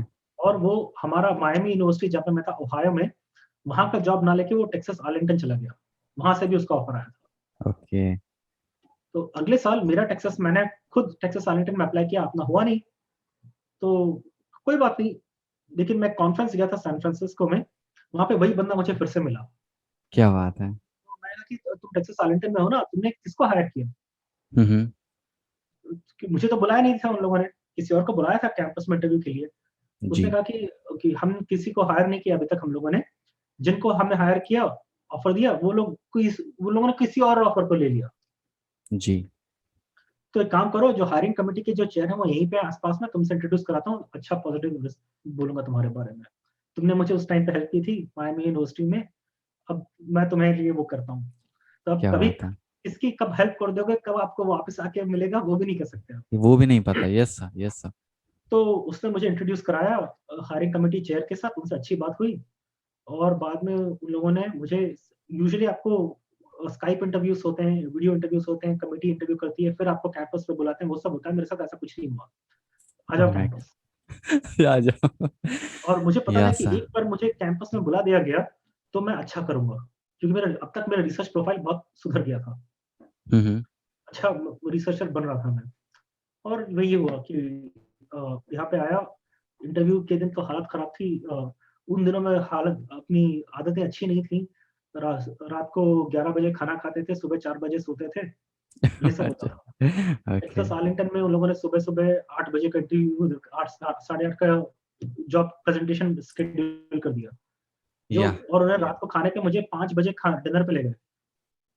जो रात को बंदा 11 बजे खाना खाता है, उसको शाम को 5 बजे आप खाना खिला दोगे, वो तो गल जाएगा 11 बजे तक, जी ठीक है? सर, और एग्री। रात भर नींद नहीं एग्री। आ रही थी। तो सुबह साढ़े 4 बजे जैसे मुश्किल से नींद आई और 6 बजे उठना पड़ गया क्योंकि अब इंटरव्यू के लिए जाना था। या। एकदम एग्ज़ॉस्टेड हालत में, एकदम बिल्कुल नींद नहीं, कोई रेस्ट नहीं। और यहाँ के जॉब इंटरव्यूज़ जब होते हैं ना, जब आप अपना रिसर्च प्रेजेंटेशन देते हैं, हम्म। वो जम के हालत खराब करते हैं आपकी। ऐसे-ऐसे क्वेश्चन्स पूछते हैं, इतना प्रेशर डालते हैं, इसको आता कितना है? अपना खुद का रिसर्च कितना आता है? कितनी या सर। समझ है? या सर। या। तो वो सब हैंडल करने के लिए मैंने सुबह-सुबह जो मुझे ब्रेकफ़ास्ट के लिए पिकअप करने आया था, मैंने कहा कि प्रोफ़ेसर साहब एक मेहरबानी करो मुझ पर, यहाँ पे कोई फ़ार्मेसी है, एनर्जी ड्रिंक मुझे दिला दो। तो वो फ़ार्मेसी ये ले सर, गए। एनर्जी वहाँ ड्रिंक। पे या। 5 आवर एनर्जी एक्स्ट्रा स्ट्रॉन्ग करके यस एक सर। छोटा-सा बॉटल आता है। Yes I know that. तो उससे एनर्जी में आपको वो क्या कहते हैं, कैफ़ीन या कुछ तो बहुत ज़्यादा होता है उसमें। या। पहले वो पिया और 3 से 4 घंटे तक। या। उसमें 5 4-5 घंटे तक उससे एनर्जी ली। या। उसके बाद वो पे लंच पे ले गए। अब लंच खाने के बाद अब रात भर तो नींद थी नहीं अपनी। फिर से हालत खराब होना शुरू हो गई और आपको लगातार दिन भर इंटरव्यूज़ चलते रहते हैं। एक तो आपका रिसर्च प्रेजेंटेशन होता है, हम्म। वो जैसे-तैसे टैकल हो गया। ओके। अच्छा हो गया, क्योंकि और अच्छा पेपर था वो इनफैक्ट। ओके। और क्योंकि एनर्जी की ड्रिंक की वजह से थोड़ा सर्वाइव कर गए। और आपको अब ये तो मैं पब्लिकली बोल दूँ, ठीक है, ब बोल देता हूँ। जो लंच के बाद मेरे जो 5-6 इंटरव्यूज़ थे प्रोफ़ेसर्स के साथ, बाकी प्रोफ़ेसर्स के साथ, हम्म। मुझे एक वर्ड मैंने उनका नहीं सुना, वो बोल के आए हैं मेरे साथ। सर, लॉक हो जाता मैं है माइंड। या। मैं पूरा मैं सो गया था, दिमाग मेरा यस आँखें सर, खोलने के लिए एग्री है। वो स्ट्रगल नहीं कर हो रहा था। पाता। यस सर, आपने सिर्फ 2 घंटे सोए हैं, फिर कहाँ से तो वो कर बोले जा एग्री। रहे हैं, हाँ, हाँ, हाँ, हाँ, कर रहा हूँ, हाँ, हाँ, कर रहा हूँ। लेकिन चूँकि सबसे इम्पोर्टेंट पार्ट तो मैंने टैकल कर दिया था ऑलरेडी, जो मेरा ओके। प्रेज़ेंटेशन था। तो लेकिन जैसे-तैसे सर्वाइव कर गए और मुझे पता चल गया था, मुझे अंदर से फीलिंग आ गई थी कि मुझे ये जॉब मिलने वाला है। और मिल गया तो बहुत खुशी हुई कि चलो अब गाँव से बाहर निकल के थोड़ा शहर जा सकते हैं वापस। जी। Yes sir, agree. तो अब मैंने कुछ ज़्यादा ही चीज़ें बता दी आपसे। सर, अब यहाँ पर देखिए। अब आपने जितना स्टोरी बताया ना, the making of Chaitanya sir, अब यहाँ पर देखिए। 60 रुपए से वो जर्नी स्टार्ट हुई थी और आपको जो है वो इंसाइट मिला कि वहाँ पर आईआईएम के पास में, वहाँ पर एक इंसाइट मिला कि आपके घर के पास में आईआईएम था। Because each and every person is the product, right. चाहे आप किसी भी देश में रहते हैं, शहर में रहते हैं, वो एक्चुअल में आप एक फैमिली के प्रोडक्ट भी होते हैं। वहाँ पर सर मैं नोटिस क्या करा कि जैसे कि 60 रुपये जो आपने था, आपने जो गोलगप्पे जो आपने वहाँ पे खाए, और वहाँ से जो स्टोरी स्टोरी जो है टर्निंग पॉइंट धीरे धीरे स्टार्ट लेनी चालू हो गई। जो अनदर फैक्टर्स हैं वो आपके लाइफ को काफ़ी ज़्यादा वहाँ पर डिफाइन जो है करना स्टार्ट कर दी। 60 रुपये में आपने वो पूरा का आईएम, क्योंकि घर तो पास में ही था, तो आपने वहाँ से मैगजीन आपने परचेज करा। फिर वो मैगजीन परचेज करने का जो प्रभाव हुआ सर, आप बताइएगा कि मैं कहाँ तक सही हूँ, राइट। उसका प्रभाव आया एक्चुअल में आपके अंदर, वो चीज़ एक इंफॉर्मेशन दिया और एक इंसाइट दिया ताकि आप उस हद तक देख पाएं, राइट। सो उसके बाद में ये जो 60 रुपये का जो आपने मैगजीन किया, वहां पर आपका एक टर्निंग पॉइंट था एक्चुअल में। वो जो टर्निंग पॉइंट था वो डिपेंड आपके कर रहा था मैगजीन से, बट एक्चुअल में वो आपके पूरे लाइफ को भी वो पाथ दे रहा था। जहाँ पर हम होते हैं, जैसे सुनते हैं, जैसे देखते हैं, उसका प्रभाव हमारे सोच पर भी होती है। आपने बताया कि आप ग्राउंड में भी क्रिकेट खेलने जाते थे आईएम के, तो वहां से पूरी जो जर्नी है द मेकिंग ऑफ, या फिर अनकॉन्शियसली जो है वो जो सारी चीजें घटित हो रही हैं, वो आपकी एक्चुअल में वो डायरेक्शन निर्धारित कर रही हैं, राइट। ठीक है। उसके बाद में जैसे कि बोला कि आपने जैसे कि कैट में, उसके बाद में आपने ट्रेन वाली भी स्टोरी जैसे कि आपने सुनाया, ठीक है, कि हम लोगों ने वहाँ पर गए, हमारा नहीं हुआ। और ये जो सारी स्टोरी है, इसमें मैं एक पॉइंट सर मैंने इसमें कॉमन देखा, और वो है कि क्या होगा फ्यूचर, ठीक है, हम नहीं जानते, ठीक है। आज क्या है, प्रेजेंट में रहो, और बस अगर कोई अफसोस भी हो रहा है तो आप यहाँ पर बोल रहे हैं चलो खुदा ठीक है, अगर जो बस हो रहा है अच्छे जा रहा है। देखिए सो या कई बार आप जब आपका दिल टूटता है, एक कोट है मैंने कहीं पढ़ा था, sometimes not getting what you want is a great stroke of luck. वाह, एग्री। कभी कभार जो आप चाहते हैं वो, एक बार इनफैक्ट अमिताभ बच्चन साहब ने एक इंटरव्यू में कहा था, जो कि उनके पिताजी ने उनको कहा था, हरिवंश राय बच्चन साहब ने, या वो भी मन इलाहाबाद से का थे। मिला तो अच्छा, ना मिला तो और भी अच्छा, या क्योंकि तब वो भगवान के इच्छा का होता है वो। इच्छा का होता है, बिल्कुल सर। तो उसी तरह कि फेलियर तो बहुत हुए, अगर सोच लो सत्यम में हो गया था तो हालत खराब हो गई होती सत्यम बाद में, सर हालत खराब हो जाती नोकिया है, में हो गया तो बेरोजगार हो गए होते, बेरोजगार हो गए होते। तो बीएनएसएफ। अब मैं जो बोलने वाला हूँ, मैं देखिए, अगर मैं ये कह दूं कि अमेरिका अफगानिस्तान से ज्यादा पावरफुल कंट्री है, तो मैं थोड़ी घमंड दिखा रहा हूँ अमेरिका के लिए। वो या फैक्ट एग्री। को मैं फैक्ट हाँ, बोल रहा दिस इज हूँ। अ फैक्ट, या यू नीड टू तो कंसीडर घमंड अबाउट थोड़ी है इट, इसमें। राइट। या तो अगर जो बीएनएसएफ में अगर जॉब लग गया होता, जो टेक्सास में मेरा जिस जहाँ पे इंटर्नशिप था, उनके लिए मैं गिड़ रहा था कि मुझे इस वजह से आप जॉब नहीं दे रहे, कि मेरे पास उस टाइम पे ग्रीन कार्ड नहीं था, या ठीक है। तब मैं बहुत अफ़सोस था कि काश मेरा जॉब लग गया होता। क्या बात है सर। अगर वो लग गया होता जॉब, तो मैं पीएचडी कभी नहीं करता। एग्जैक्टली। अगर मैं जॉब लग गया होता तो मैं उसी जगह पे होता जहाँ पे आज मैं उसी शहर में हूँ मैं अभी। या एग्जैक्टली। लेकिन अभी इतने सालों बाद जो मेरी सैलरी होती वो अभी मेरी सैलरी से आधी या 1/3 होती। वाह, क्योंकि अब मैं बिज़नेस प्रोफ़ेसर के स्टैंडर्ड पे यहाँ पर आया हूँ। क्या वो बात है। ये डेटा मॉडलर का जॉब नहीं है मेरा, जो कि उस टाइम पे मुझे चाहिए था, या उसी कंपनी में। या तो हमेशा मेरे साथ तो एटलीस्ट करियर के एंगल में जो भी मेरे जो मौके ना मिले, वो इवेंचुअली बाद में मुझे यही समझ में आया कि एक्चुअली अच्छा हुआ वो मौका नहीं मिला वहाँ पर। या यस सर, उस समय ऐसा लगता है कि नहीं हुआ, ठीक है, लेकिन बाद में आपको रियलाइज होने लगता है कि वो एक्चुअल में अच्छा था। अगर वो इवेंट हो जाता तो मेरा डायरेक्शन कहीं और हो जाता, लेकिन एपीजे अब्दुल या कलाम का 9th रैंक आया था साहब का, ये अपने आप को उनसे कंपेयर नहीं कर रहा, लेकिन या एक सिमिलरिटी हम्म सिमिलरिटी बता रहा हूँ। हम्म। उन्होंने एयरफोर्स में गए गए यस थे सर। इंटरव्यू के लिए, उनका या 9th पोजीशन था, जबकि 8 पोजीशंस के लिए ही वो ले रहे थे। या और फिर एक या एग्री। एक मार्क्स से उनका रह गया, तो वो उनका दिल टूट गया। तो वहाँ पे वो इलाहाबाद में शायद स्वामी स्वामी शिवानंद गंगा में डुबकी लगाई, सर स्वामी शिवानंद के उत्तराखंड, पास गए। उत्तराखंड गए थे या तो उन एग्जाम स्वामी देने के बाद शिवानंद था उत्तराखंड से शायद चले गए नाम थे या। उनका। उनके सामने बैठे, स्वामी शिवानंद ने कहा कि तुम्हारा नाम क्या है? उन्होंने कहा कि मेरा नाम एपीजे अब्दुल कलाम है। तो वो लिखते हैं अपने बुक में कि मेरा मुस्लिम नाम सुन के उनके चेहरे पे कोई ऐसा कोई इफेक्ट नहीं, उनको कोई फ़र्क नहीं पड़ा। साधु संत तो होते ही अलग लेवल के हैं। जी सर। उन्होंने कहा कि इतना दुखी क्यों हो? तो उन्होंने कहा कि मुझे नहीं पता उनको कैसे पता चला कि मैं दुखी हूँ, लेकिन मैंने उनको वजह बताई कि मेरा एयरफोर्स में नहीं हुआ ऐसा-वैसा। उन्होंने कहा कि देखो जो तुम्हारे साथ होने वाला है वो अभी तक रिवील नहीं हुआ है, ठीक है? जिस एग्जैक्टली। एयरफोर्स में वो नहीं जा पाए, उसी एयरफोर्स, आर्मी, नेवी तीनों का हेड होता है हेड होता है इंडियन प्रेसिडेंट। कॉन्स्टिट्यूशन के हिसाब से द प्रेसिडेंट ऑफ इंडिया। या एग्री। तो वो प्लेन चला रहा था, लेकिन उन्होंने किसी और डायरेक्शन में गए उसके बाद, कितना कंट्रीब्यूशन दिया उन्होंने उस डायरेक्शन में वो भी आप सोच सकते हैं। Yes sir. तो जो आपका बेस्ट एफर्ट देने के बाद भी अगर आपका नहीं होता है किसी जगह, तो मेरा फ़ॉर्मूला यही है कि देखिए, इस मामले में मेरी अपनी सोच ये है कि आपके इस लाइफ़ में आपके साथ अच्छा होता है, बुरा होता है, आपको मौके मिलते हैं, ना मिलते हैं, वो सब अलग बात है। आप धर्म पर चलिए बस। और धर्म होता है धारण किया हुआ कर्म, राइट। अब उतना तो वो तो दूसरा टॉपिक आ जाएगा डिस्कशन। यस सर, नहीं ये कि आप जैसे बोला ना कि अपने गलत धर्म काम ना पर करें। चलिए, दैट इज योर आप कर्मा, राइट। हाँ, आप किसी के साथ गलत ना करें। एग्जैक्टली। आप ठीक है, आप सही काम करें, ठीक है?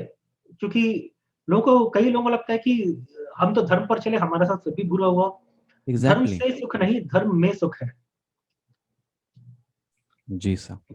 आप सही करेंगे तो ये तो ऐसा हो गया कि आप आपके सामने भूखा शेर आ गया, सर तो ये शेर को बोल दो कि शेर देखो हम तो लाइफ लॉन्ग वेजिटेरियन हैं, हमने किसी को नहीं मारा, किसी किसी जानवर को नहीं खाया, आप हमें क्यों खा रहे हो? वो लॉजिक काम नहीं आता। लॉजिक काम नहीं आता। शेर यस तो सर। बोलता है कि तुमने क्या किया मुझे क्या लेना है? मैं तो या तुम्हें खाऊँगा अब बैठ के खाऊंगा या। मज़े से। ठीक है, तो वो एक है बात। लेकिन ये है कि आपके साथ क्या होता है उससे ज्यादा आपको वैल्यू देनी है आपकी वजह से क्या हो रहा है। यस सर, आपके ठीक है, कर्मों के द्वारा क्या प्रभाव पड़ रहा हाँ, है आपको उस पर वो फोकस करनी इंपॉर्टेंट है। है ज्यादा। या what exactly happens agree. To you से ज्यादा इंपॉर्टेंट है what happens through you. Exactly agree sir, इस बात पे सर मैं सहमत हूँ। मतलब कि जहाँ पर भी जिस परिवार परिवेश देश में रहते हैं उसका प्रभाव आपसे एसोसिएटेड हर एक पर्सन पर पड़ता है। अगर आपके घर में छोटी एक बच्ची भी है, अगर आपका कोई भी, अगर आप बोलते हैं किसी भी तरीके से कम्युनिकेट करते हैं तो उसका भी प्रभाव उस पर पड़ता जरूर है। सो एग्री हूँ सर इस बात पर। तो चलिए ये तो मैंने अपने अपने पूरा पास्ट हिस्ट्री सब खुलवा दी मुझसे, या तो मैंने सो सब कह दिया आपसे। हाँ सो यही सारी चीज सर थी, आईआईएम से लेकर के जितने भी आपकी जो अभी स्टोरी रही। ठीक है, अब बात करते हैं कि मैंने आपसे क्या सीखा। ठीक है सर, मैंने आपसे अभी तक, अभी जितना भी आपने बात करा, आपके हाव भाव से पूरे फेशियल एक्सप्रेशन से ऑल द थिंग्स, जितने भी मैंने जो चीज़ सीखा वो यही चीज़ सीखा। और पूरे स्टोरी में मैं एक चीज़, कॉमन चीज़ सर मैंने फाइंड आउट करा, और वो सिर्फ यही था कि अगर कोई भी, अगर आपके साथ में अगर कोई प्रेजेंट मोमेंट पे ऐसा लग रहा है आपको कि बुरा हो रहा है आपके साथ में, दैट इज़ ओके। उसमें सोच करके ना, उसमें आप सोचने के बजाय आप कर्म पर अगर फोकस करेंगे तो धीरे धीरे अपॉर्चुनिटीज आगे आती जाएंगी और आप डायरेक्शन में जाएंगे। लेकिन उससे भी कई गुना ज़्यादा इम्पोर्टेंट है कि आपको एक गाइडेंस देने वाले आपके पास में होने चाहिए।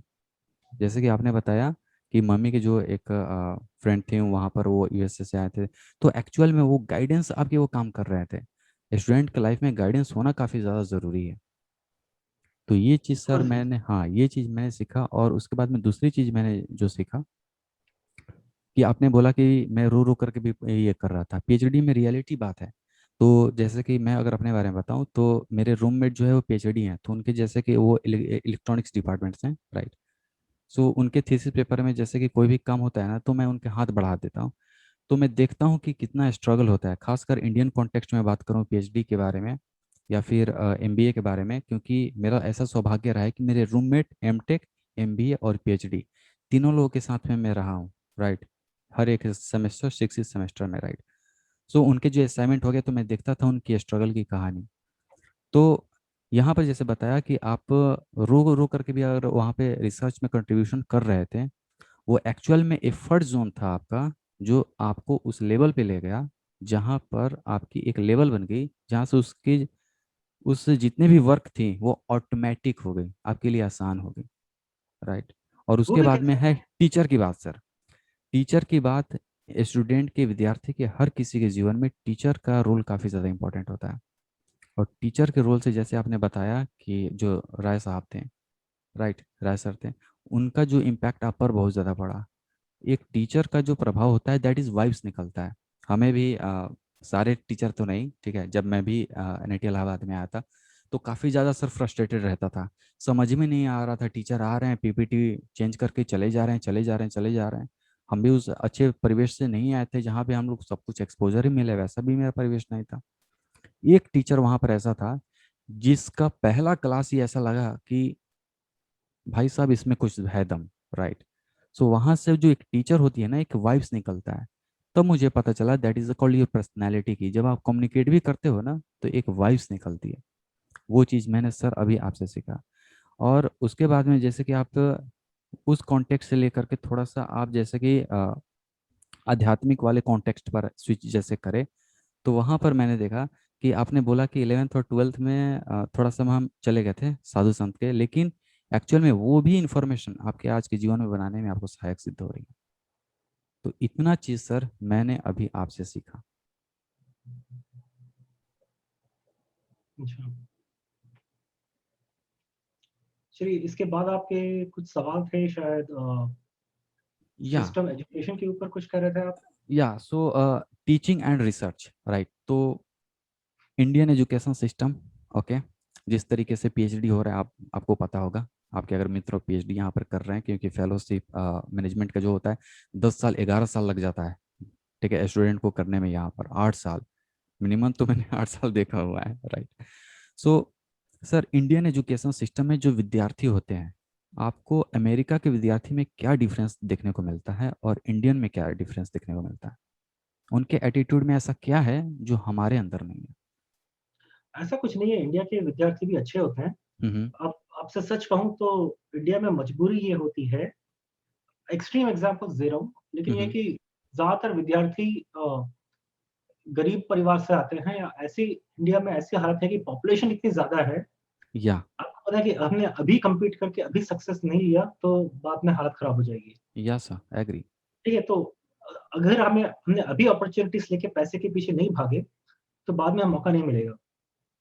लेकिन यूएस में इसलिए इंडिया में ड्रॉपआउट्स कम होते हैं। अगर आप होते होंगे, लेकिन वो मजबूरी की वजह से होते हैं ड्रॉपआउट्स, या लेकिन डेलिबरेट इंटेंशनल ड्रॉपआउट्स नहीं होते। या फॉर एग्ज़ाम्पल बिल गेट्स ने हार्वर्ड यूनिवर्सिटी को छोड़ दिया, मैंने तो कंपनी खोल रखी है, मैं ये करूँगा। या वो हिम्मत एग्री। कितने में होगी इंडिया में बताओ अभी? सर नहीं, पॉसिबल ही नहीं। ठीक है? मार्क ज़ुकरबर्ग का एग्ज़ाम्पल देता हूँ, या उसने भी ड्रॉप आउट एग्री। किया था, या वो तो स्टूडेंट था। लेकिन या ये लोग बोलते हैं कि ड्रॉप आउट ले लिया ये वो, सच्चाई ये है कि ये लोग संपन्न परिवारों से आए थे। ये कोई बिल्कुल। गरीबों के बच्चे नहीं थे। या एग्री। ये सर तो पॉइंट आपने देखिए, बहुत सारे लोग इसलिए बोलते उनमें हैं ना। हिम्मत थी। या एग्जैक्टली। सर बहुत सारे लोग ये कॉन्टेक्स्ट ना मिस कर देते हैं कि भाई ठीक है, ड्रॉप आउट किए थे। अब एक सर मेरा फ्रेंड था, ठीक है, वो स्टार्टअप के लिए बोल रहा था ना मुझसे कि अभिषेक भाई मैं ड्रॉप आउट करना चाहता हूँ। मैंने बोला होल्ड ऑन, सारा जितना फैक्टर है उसके बारे में हमने डिस्कस किया, तब पता चला कि नहीं, उसको अभी नहीं करना चाहिए, राइट। तो ये जो सर कॉन्टेक्स्ट करा ना कि ऑलरेडी उसके फाइनेंशियल जो थे वो स्ट्रांग थे, ठीक है, क्योंकि आपको कंसीडर करना पड़ेगा कि फाइनेंशियल का काफ़ी ज़्यादा रोल आपके लाइफ पर पड़ता है, अगर आप विद्यार्थी भी हैं तो, ठीक है। तो वहाँ पे अगर बिल गेट्स के अगर फादर मदर के बारे में बात करूँ तो ये सब कुछ जानता है कि कैसा उनका क्या स्टोरी रहा, राइट।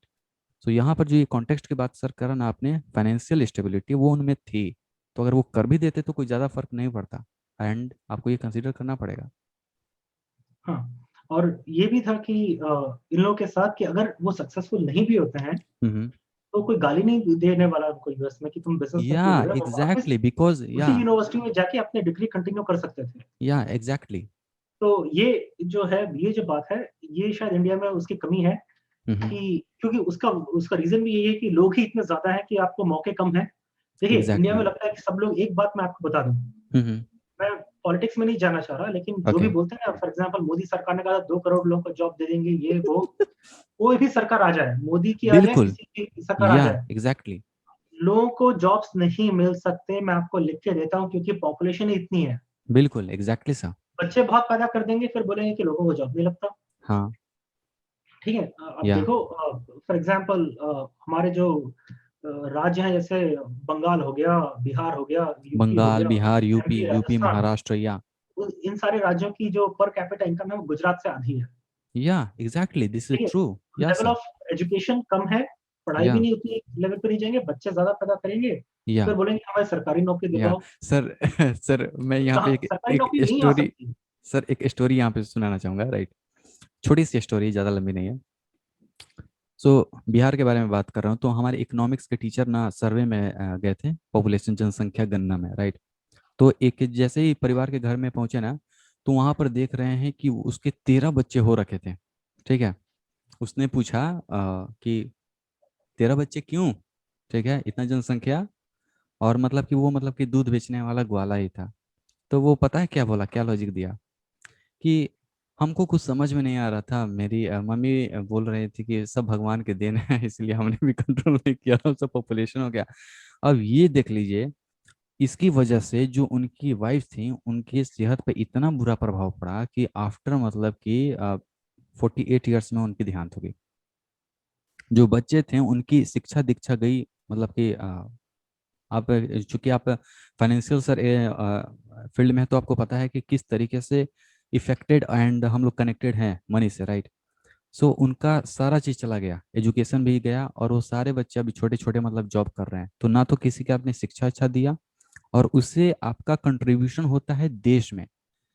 ओके, तो वहां पर भी उनका कंट्रीब्यूशन हुआ, तो ये सर स्टोरी यही मुझे यहाँ पर याद आ गई। तो इस यही तो या पॉइंट है या कि हम भारत में खासकर सरकार के ऊपर मलबा डाल देते हैं, हम या खुद क्या कर रहे हैं वो नहीं देखते, या एग्जैक्टली। ठीक है?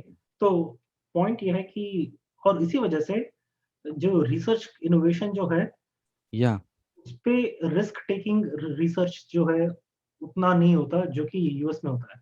या यहाँ पे तो सर। फॉर एग्जाम्पल टेन्योर दे देंगे, मान लो बोलेंगे कि हम आपको जॉब से नहीं निकालेंगे, जितना या रिस्की रिसर्च करना है करो। एग्री। इंडिया में फिर ऐसा नहीं होता। सर ऐसा नहीं हो सकता। मैं बता रहा हूँ, पीएचडी में अभी जो सर कर रहे हैं उनके मतलब कि आपके 40,000 रुपीज़ के पर आपका मंथ है, ठीक है, मंथली उनका आ जाता है एज ए स्टाइपेंड, ठीक है, as the PhD scholar, right. उसमें मतलब कि रिसर्च भी उतना नहीं, प्रोफेसर उनके बुलाते हैं लोग, राइट। और बस उनको जो भी आपका वो होता है पेपर देखते हैं, और इवन मतलब कि मतलब मैं देखता हूँ सर, मतलब कि अगर एक छोटा सा भी 8 क्लास का बच्चा मैथमेटिक्स अच्छे से पढ़ा हुआ है ना, तो मतलब कि वो समझ सकता है, ऐसा भी कोई कॉम्प्लिकेटेड नहीं है, ठीक है। रिसर्च पेपर अगर उससे अच्छा से उसको समझाया जाए, गाइडेंस दिया जाए, तो यहाँ पर गाइडेंस में नहीं है, जो फैकल्टी हैं वो खुद फ्रस्ट्रेटेड में रहते हैं। एक व्यक्ति 2013 से पीएचडी कर रहा है और वो आज जाकर के गाली दे रहा है, ठीक है, जितने भी वो जिस कंट्री में अभी वो है। क्यों? क्योंकि उसके जो फैकल्टी हैं उन्होंने कुछ कंट्रीब्यूशन करा नहीं है। और धीरे धीरे और बहुत सारे लोग की अब मेजोरिटी यही हो गई है बेरोजगारी, अब इन्होंने देखा ना, तो अब बहुत सारे लोग अब पीएचडी में एडमिशन लेना चालू कर दें ताकि स्टाइपेंड मिले। तो लो, गवर्नमेंट ने एमटेक से निकाला पीएचडी में भी अब धीरे धीरे कटौती कर रही है कि जो भी करना है आप करिए अब। तो बात तो यही है या कि कम से कम ये जो स्ट्रगल है मुझे नहीं करना पड़ा, मुझे मेरे अलग स्ट्रगल्स थे। या लेकिन एग्जैक्टली। इस मामले में जब मैं पीएचडी स्टूडेंट था, मैंने ऐसे भी कुछ केसेस देखे हैं जहाँ पर पीएचडी एडवाइजर्स बहुत ही बुरे थे।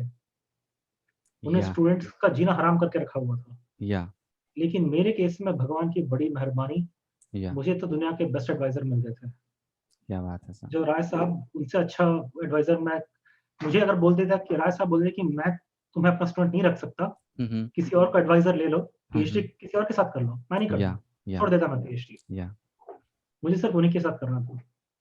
या सर, और इसके पिछले वाला जो वीडियो था उसमें आपने बोला था कि इंडियन एजुकेशन सिस्टम में आईआईटी जेई के बारे में, हर लाख 12 से 23 लाख बच्चे जो है वो अपना देते हैं। और जो आईआईटी बॉम्बे का है वो आपका 49th आपका ग्लोबल रैंक है, ठीक है, 100 में भी नहीं आता है, राइट। उसके बाद में आपने स्लिप के बारे में भी बात किया, तो वो मैंने वीडियो में मैक्सिमम मैंने अपने मैंने सारे जितने रैंकिंग भी में ऐसा ग्रुप। कुछ तो बात नहीं की थी मैंने नहीं नहीं नहीं, वीडियो में। मैं बता रहा हूँ वहां पर जो मैं पॉइंट निकाला था ना, जैसे कि आपने बात किया था कि 3 थिंग्स, राइट। जैसे कि उसमें आपकी क्यूरियोसिटी थी, ठीक है, उसमें आपका पैशन था, और उसमें एक और चीज़ थी, वो है दैट इज योर इंटरेस्ट। या सर, ये 3 फैक्टर पे हम लोगों ने डिस्कशन करा था कि एक्चुअल में सर जो है वो किस लेवल तक सही बोल रहे हैं, राइट। हमें सर उसमें ये एक चीज़ देखने को मिला कि जैसे कि ये क्यूरियोसिटी जो हमारा इस तरीके का कल्चर है, क्योंकि मैं भी कोई बहुत अच्छे से फैमिली से नहीं आता हूँ, राइट। सो इसमें क्यूरियोसिटी के तौर पर ना वो एक्चुअल में किल किया जाता है। और जहाँ तक बात करें इंटरेस्ट की, तो सर मेरे सी में अगर मैं प्रोग्रामिंग लैंग्वेज की बात करूँ, राइट, सी में जब मैं सी स्टडी कर रहा था, मेरा वो फेवरेट सब्जेक्ट था। टीचर की वजह से टीचर ने उसको ऐसा पढ़ाया कि मैं उससे दूर हो गया। जबकि वो सब्जेक्ट खराब नहीं था। टीचर के पास आप क्यों जा रहे हो? ताकि वो आपको अच्छे से समझा सके। लेकिन सामने वाला आपका वो डिटैचमेंट ही वो इंक्रीज कर दिया, तो वो बोझ ही लगने लगा। तो वो वाली सर आपकी जो इंटरेस्ट है वो मोर रिलेटेड टू आपके टीचर पे भी डिपेंड करती है कि आपका टीचर कैसे पढ़ा रहा है।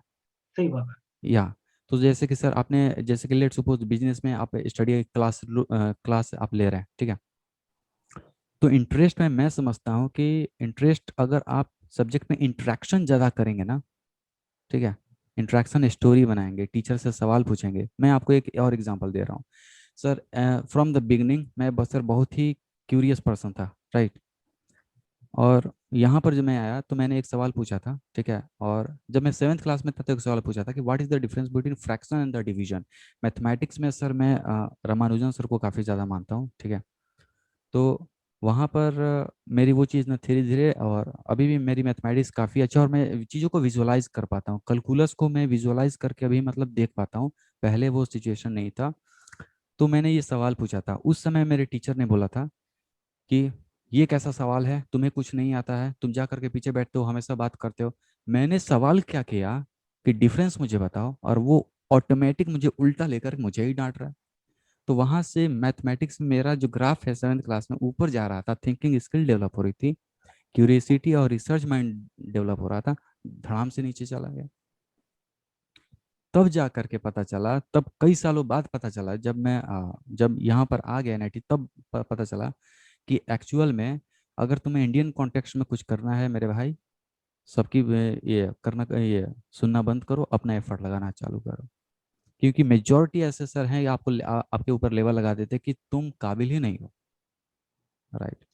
ये जो भी कहता है ना वो गलत कहता है। ठीक है, अगर काबिल ना भी हुए ना, तो बोलेगा, इस एंगल में आप काबिल नहीं हो, उतना बोल दो बहुत है, आप किसी और एंगल में काबिल हो सकते या हो। Example, agree. मैं जब मैं कैट देने गया था एग्जाम, मुझे अभी तक याद है, किसी तो स्कूल में हमारा एग्जाम हुआ, वहां पे हर क्लासरूम के बाहर उन्होंने सारे स्टूडेंट्स का लिस्ट लगा रखा था, जो कि 7th 8th 9th में स्टूडेंट्स थे। For example 8 section, class 8 section B, current rank 1 student, rank 2 करके रैंक 35 तक लिखा हुआ था वहाँ पर। तो आपने सबके सामने, दुनिया में के सबके सामने बच्चों का रैंक भैया जो भी रखा एग्जैक्टली, हुआ है।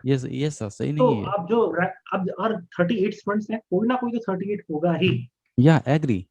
हर कोई तो नंबर 1 नहीं हो सकता ना। या एग्री। अब आपने उस बच्चे का कितना कॉन्फिडेंस तोड़ दिया, आप वहीं पे सोचो, कितना आपने उसको सर अपमानित कर दिया। सर ये बात देख लीजिए, एक ही क्लास में, ठीक है, एक ही क्लास में जिसका 9 पॉइंटर आ रहा है बच्चे को, उसको प्रेफरेंस टीचर अच्छा दे रहा है, चाहे वो बदमाशी भी कर रहा है, कुछ भी, उसका नेचर खराब है, पर लेकिन पढ़ने में तेज है, ठीक है। लेकिन जो बच्चा शांत स्वभाव का है और वो पढ़ने में उतना अच्छा नहीं है, लेकिन अच्छा बिहेवियर है, लेकिन उसको कोई पूछ पूछ नहीं रहा है, उसको और आप डिमोटिवेट कर रहे हो दिन। और ये सर रियलिटी है, चाहे आप आईआईटी की बात कर लें, एनआईटी की, तो ये जब सेशन होता है तो हमें अवसर मिलता है आईआईटी में जाने के लिए, वहाँ पर भी देखते हैं कि मेजॉरिटी में ये चीज़ें हैं। आप जिससे उम्मीद करते हो कि वो सामने वाला बंदा आपको कुछ सिखा देगा, वो आपको कुछ सिखाता ही नहीं है।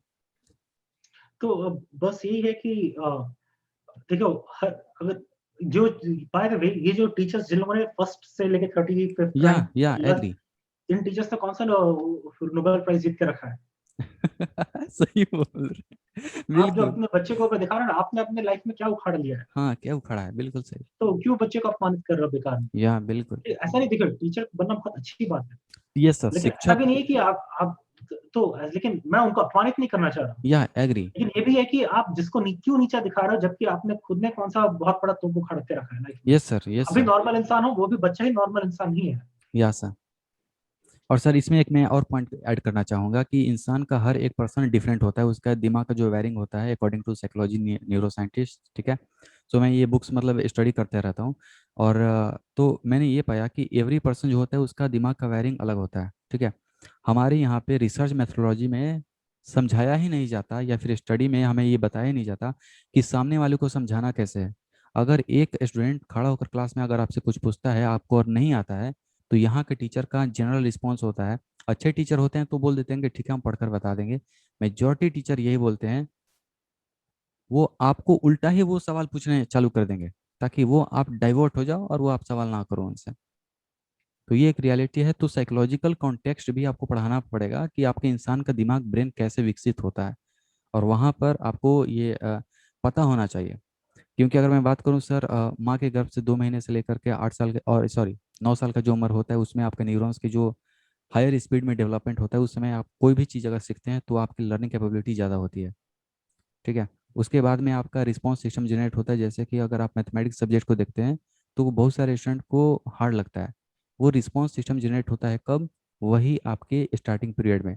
तो परिवार परिवेश आपका ऐसा है ही, ठीक है। बहुत सारे लोग आपके नंबर के पीछे पड़े हैं, रिसर्च मेथोडोलॉजी आपका वो है, सत्यानाश हो रखा है। तो पता चला कि आपने इंजीनियरिंग भी कर लिया उसके बाद में, और आपने एक सर एक काफ़ी एक अच्छा बात उसमें एक वीडियो में आपने करा था, मैंने उसमें नोट भी करा था, कि आपने वो एग्जांपल दिया था सुपर 30 वाले स्टूडेंट का, राइट, कि अभी वो गल्फ कंट्री में आपका वो कंसल्टेंट का काम कर रहा है, और दिस इज रियलिटी, हम इसको डिनाई नहीं कर सकते हैं। और ये मेजोरिटी में ऐसा ही हो रहा है, हमारे भी हम लोग बैच में देख रहे हैं कि बहुत सारे लोग जो अच्छे थे पढ़ने में, वो भी एट सम, और कोई आपसे पूछता भी नहीं है, और कोई पूछेगा भी क्यों, सबका अपनी अपनी लाइफ भी है। लेकिन एपीजे अब्दुल कलाम से एक बार सर पूछा गया था कि सर आपको ऐसा कौन सा प्रोफेशन है, राष्ट्रपति अच्छा लगता है या फिर कौन सा प्रोफेशन है जो अच्छा लगता है? उन्होंने बोला था मुझे टीचिंग अच्छा लगता है, क्योंकि आप इससे देश का निर्माण करते हो। मेरे मैथमेटिक्स के टीचर थे सर, वो बोलते थे कि if you want to destroy any country, just destroy his education system, right? So खास कर तो मैं तो जिस एरिया से आता हूँ वहाँ पर एजुकेशन सिस्टम का सत्यानाश है। ठीक है, आप जानते भी होंगे, राइट? या स्कूल का किस क्या मतलब है उसका? इसका सर ये मतलब है कि अगर मैं बिहार के बारे में बात करूँ, एजुकेशन सिस्टम सर बहुत ज़्यादा खराब है। ठीक है, ना तो उतनी क्लासेस होती हैं और ना ही रिसर्च पे किया जाता है कि बच्चे को कैसे समझाया जाए, ये सब कुछ नहीं। मैं अपनी बात करूं तो मेरी भी फिजिक्स केमिस्ट्री मैथ में बात करूं, फिजिक्स में मेरे भैया ने बोला कि ठीक है, ये मैंने पढ़ा हुआ था, इनसे जाके पढ़ो। उस बंदे ने मुझे लाइट पढ़ा करके पूरा साल मेरा डार्क कर दिया, राइट? सेकंड में मैंने केमिस्ट्री में गया, वो मोल पढ़ा करके पूरा गोल कर दिया। ठीक है, पूरा मेरा एक साल खत्म। और जो मैथमेटिक्स था वो पूरे साल आपका मैटर डिटर्मिनेंट ही चलाता रहा। तो एजुकेशन की ये क्वालिटी है। तो इसी पर मेरे मैथमेटिक्स वाले टीचर ने बाद में मुझे एक अच्छे टीचर का सौभाग्य प्राप्त हुआ। तब वहाँ से मेरी जो रामानुजन की जो स्किल्स है, तो रामानुजन की जो 3 जो बुक्स हैं वो भी मैंने स्टडी करा हुआ था। और मैं यहाँ से देखा कि लाइफ के और जीवन के निर्माण में एक टीचर का काफ़ी ज़्यादा रोल होता है। और परिवार परिवेश, देश जिस परिवार परिवेश में जिस लोगों से बात करते हैं, और आपने एक पॉइंट नोट करवाया था मुझसे, और वो था कि आपके सर्कल, आप जिस सर्कल में रहते हो उसका प्रभाव आप पर ज़्यादा पड़ता है, तभी आप उस लेवल पे पहुंच पाते हो। साइंटिफिक अगर रहोगे तो साइंटिफिक आपका ब्रेन डेवलप होगा। और this is the key if you want to change और if you want to add value in your life. या एकदम सही बात है कि या किस इन किस तरह के लोगों के बीच में आपको टाइम बिल्कुल। बिताने का मौका मिलता है, उससे आपका लाइफ में बहुत फ़र्क पड़ता है आपको। या exactly sir, because we all are connected, right? हम सभी लोग कनेक्टेड हैं, जुड़े हुए हैं। मैं भी आपसे बात कर रहा हूँ तो आपके मैंने इतना स्टोरी देखा, लेकिन रियलिटी ये है कि मैं आपके लाइफ के बारे में 0.3% भी अभी नहीं जानता। दुनिया के एक ही व्यक्ति है जो आपके लाइफ के बारे में 100% जानता है, वो है आप खुद। और ये 1 घंटे में आप मेरे बारे में भी नहीं जानते हैं, राइट? लेकिन कम्युनिकेशन से यहाँ पर जो मैंने सीखा, वो चीज़ आपका जरूरी नहीं है कि बात करके हम लोग सीखते हैं। फेशियल एक्सप्रेशन से भी आपकी बहुत सारी इंफॉर्मेशन निकलती हैं, और वो आपके ऑटोमेटिक वो काम करता है। तो सर ये वाली जो मुझे बात करनी थी एजुकेशन सिस्टम में स्लिप के बारे में भी मैंने आपसे वो आपने मैंने नोट डाउन करा था। ठीक है, and how brain works all other stuff, right? Contribution to the society. ठीक है, वी रामाकृष्णन के बारे में भी आपने बात करा था, राइट? सो सर इतना मैंने आपसे अभी बात कर लिया। ठीक है, अब ये सर बताइए, अब हम इस चीज़ को अब रैप अप करते हैं। ठीक है, आपने एक बोला था कि स्वानिद्रा पको ध्यान का चेष्टा। हम जैसे हंसते मतलब हंसते सर गिरे हुए थे। ठीक वो है, जो लेकिन वो वो जो कंटेक्स्ट देखिए, कंटेक्चुअल जो था वो आपने सही बोला था।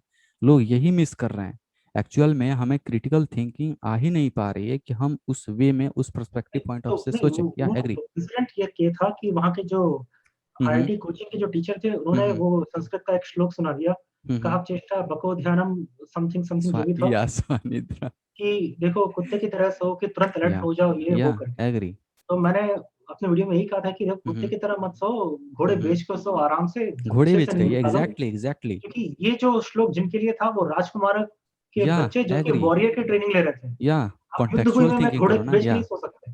या ठीक है, जब आप युद्ध कर रहे हो तो आपको अलर्ट सोना पड़ता है। या उस एग्री। ट्रेनिंग ये उस कॉन्टेक्स्ट में था ये श्लोक। या तो अब अभी आप मेरे जो कॉम्पिटिटिव एग्जाम्स की तैयारी कर रहा है, फॉर एग्जांपल आईआईटी जी की तैयारी कर रहा है, हम्म। उसको आप हल्की नींद में रखोगे, तो उसका दिमाग एग्ज़ॉस्ट कर जाएगा बाद में। या एग्जैक्टली सर, ऐसा होता है सर। इसलिए आप हाँ जवान सर। लोग तो आपकी एज में पता नहीं आपकी एज कितनी है? 15 से सर 22 सर मेरी 23 जो है साल वो के लोग, 23 साल है, मेरी ट्वेंटी तो अभी थ्री आपको ईयर्स कहाँ दबा के 9 घंटा सोना चाहिए दिन में। एग्जैक्टली। दिन में, रात में। एग्जैक्टली। दिन में, और ऊपर से मैं वो भी नहीं कहता, दिन में भी अगर हम्म सोना पड़ जाए, हम्म। तो 15-20 मिनट आराम से नींद निकालो, कोई शर्म की बात नहीं है। सर मैं दिन में 3 घंटे सो जाता हूँ। 3 घंटा तो अब वो हर किसी की बॉडी अलग होती है, मेरे लिए तो या बहुत सर। ज़्यादा है। या सर। मैं दिन में अगर मैं सोता भी हूँ कभी-कभार, हम्म दोपहर को या तो मैं शायद 15 मिनट सो जाता हूँ हम्म। बस। तो उसमें कोई बुरी बात नहीं है, तब आप रिचार्ज हो जाते हो फिर से। एग्जैक्टली, रिचार्ज हो जाते हो और काम हो जाते हो आपका दिमाग। और अकॉर्डिंग टू बर्वा ओकली एक है, ठीक है, तो उन्होंने ये बोला हुआ था कि if you want to learn something, so before that actual में आपको काम आपको होना पड़ेगा, मतलब शांत होना पड़ेगा। अब वो होगा तब ब्रीदिंग एक्सरसाइज की या फिर नींद ले लीजिए। रिटेंशन पावर डायरेक्ट जो है वो आपकी इंक्रीज हो जाती है। तो ये लर्निंग में काफ़ी ज़्यादा इंपॉर्टेंट होता है कि आपको शांत आपको होना पड़ेगा। तो ये सर चीज़ें हो गई, ये सब चीज़ें ठीक है। सर एक मैं बात पूछना चाहता हूँ, ठीक है। सर आपने भगवत गीता भी पढ़ा है, ठीक है, I have also. Okay, let me show you, या दिस इज, जब आपने वो बोला था ना काकचेष्टा बको ध्यानम, और उसके बाद में कर्मा के जो कुछ लॉ बताए थे, सो ये इंग्लिश वर्जन है, राइट। सो मैंने भी इसमें से स्टार्ट करा था कुछ पढ़ना, ठीक है। आपके हिसाब से आप जहाँ पर भी हैं उसमें what is the law of Karma, आपको आपके हिसाब से, आपके पॉइंट ऑफ व्यू से आपका डिफिनेशन क्या कहता है द लॉ ऑफ कर्मा? अब मैं खुद भी एक्चुअली वो जो जो बुक मैं आजकल पढ़ रहा हूँ वो अंदर है मेरे बेडरूम में। हम्म। ये सदगुरु जी ने लिखी है कर्म के बारे में एक बुक। या शुरू के 10-12 पेज ही मैंने पढ़े हैं, फिर कंटिन्यू हम्म करूंगा मैं उसको। हम्म तो अब वो ये तो पूरा एक अलग डिस्कशन हो जाता है कर्म का। या तो ठीक है, लेकिन सर, पॉइंट हाँ, पूरी स्टोरी में जो आपका कर्म है, ठीक है, आप उस कर्म को कैसे देखते हैं, 2 लाइन में बस। कर्म को किस तरह देखते हैं? देखिए, कर्म का प्रयोजन ये है, कैसे बताऊँ? आप कर्म पर फ़ोकस करना पड़ता है आपको एक लेवल तक, जब तक आपकी चित्त शुद्धि नहीं हो जाती है। उसका क्या मतलब है वो मैं क्या बताऊँ?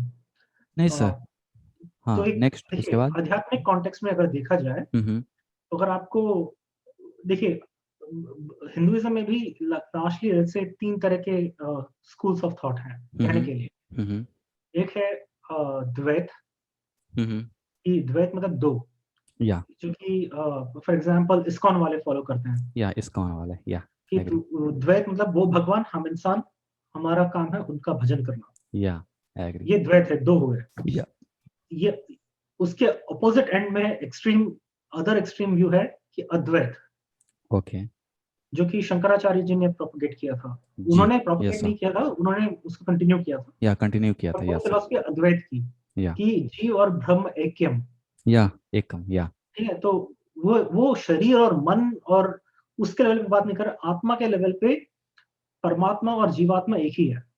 वो सिर्फ़ एग्री, आत्मा है। या वो अद्वैत फिलॉसफी उस लेवल पे जाती है। या बीच में विशिष्ट अद्वैत। अब या वो कि थोड़ा पूरा अद्वैत नहीं है, लेकिन उसमें ऑलमोस्ट अद्वैत ही है वो। या मैं मैं बिलॉन्ग करता हूँ अद्वैत को। हम्म तो अब उस एंगल से अगर मैं बोलूँ, तो देखिए आपका जीवन में ये लक्ष्य है कि आपका जन्म ही इसलिए हुआ है क्योंकि आप ज्ञानी नहीं हैं। अज्ञान के वो कारण ही आपका जन्म हुआ है।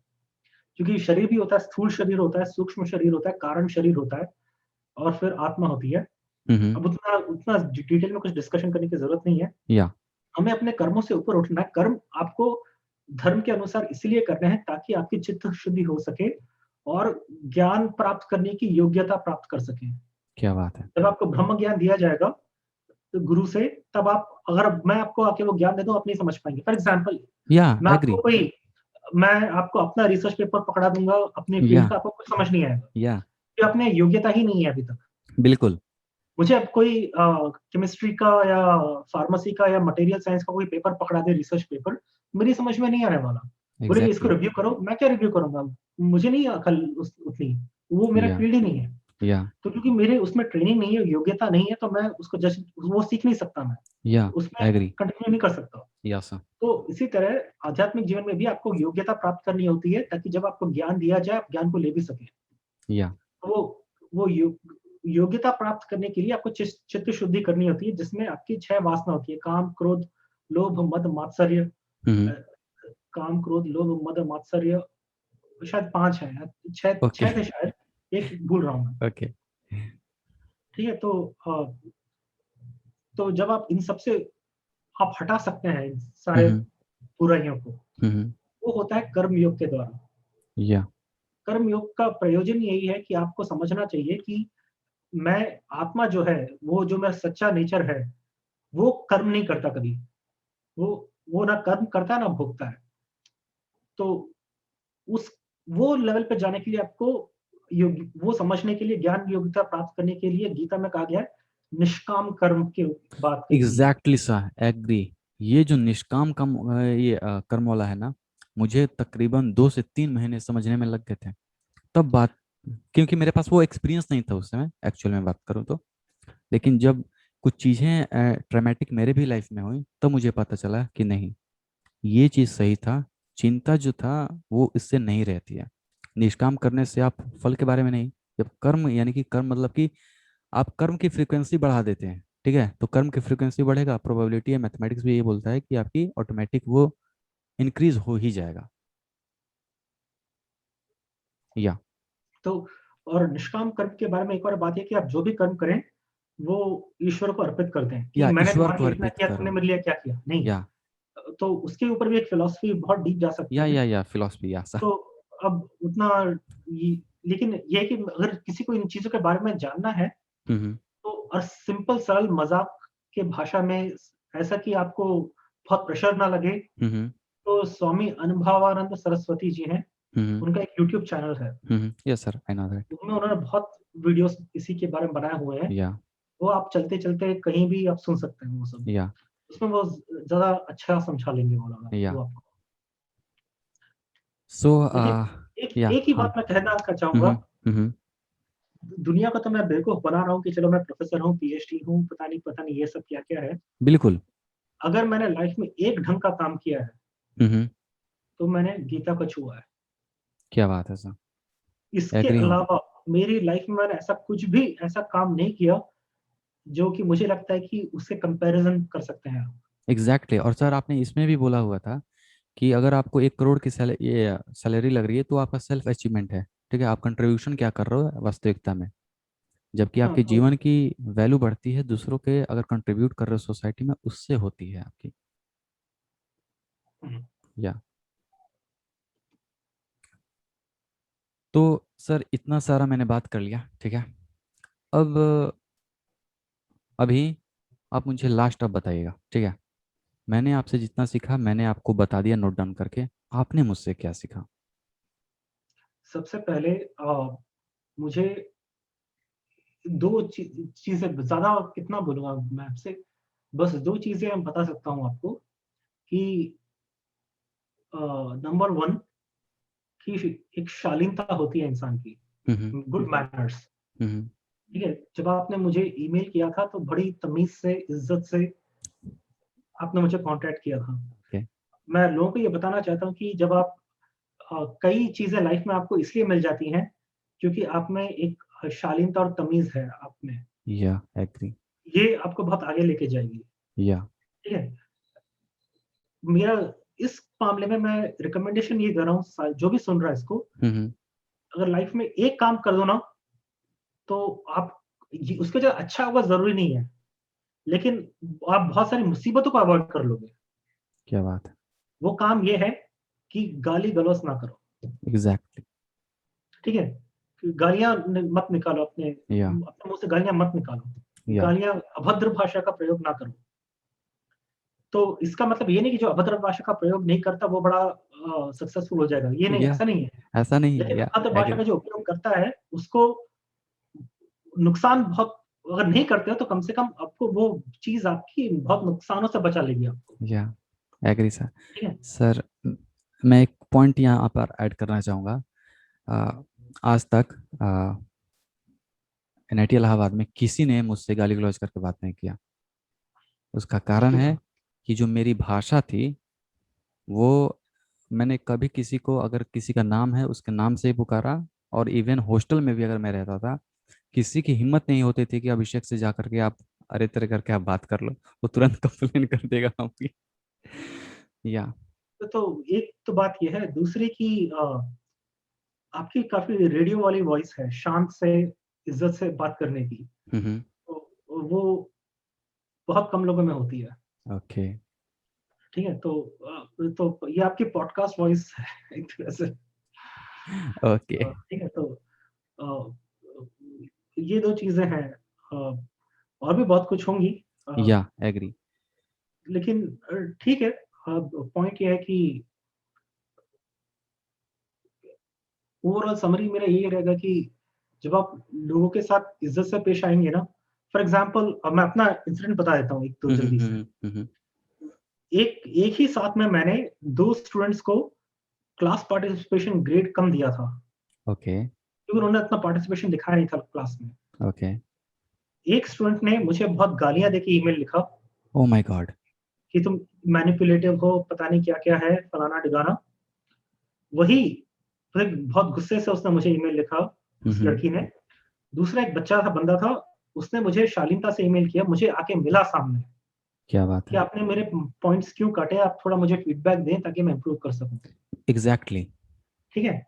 तो एक एक ने तो गालियाँ दी, दूसरे ने मुझसे फीडबैक माँगा या। और उसके उसके बर्ताव की वजह से भले ही उन दोनों को लग रहा कि मैंने उनका नुकसान किया, या।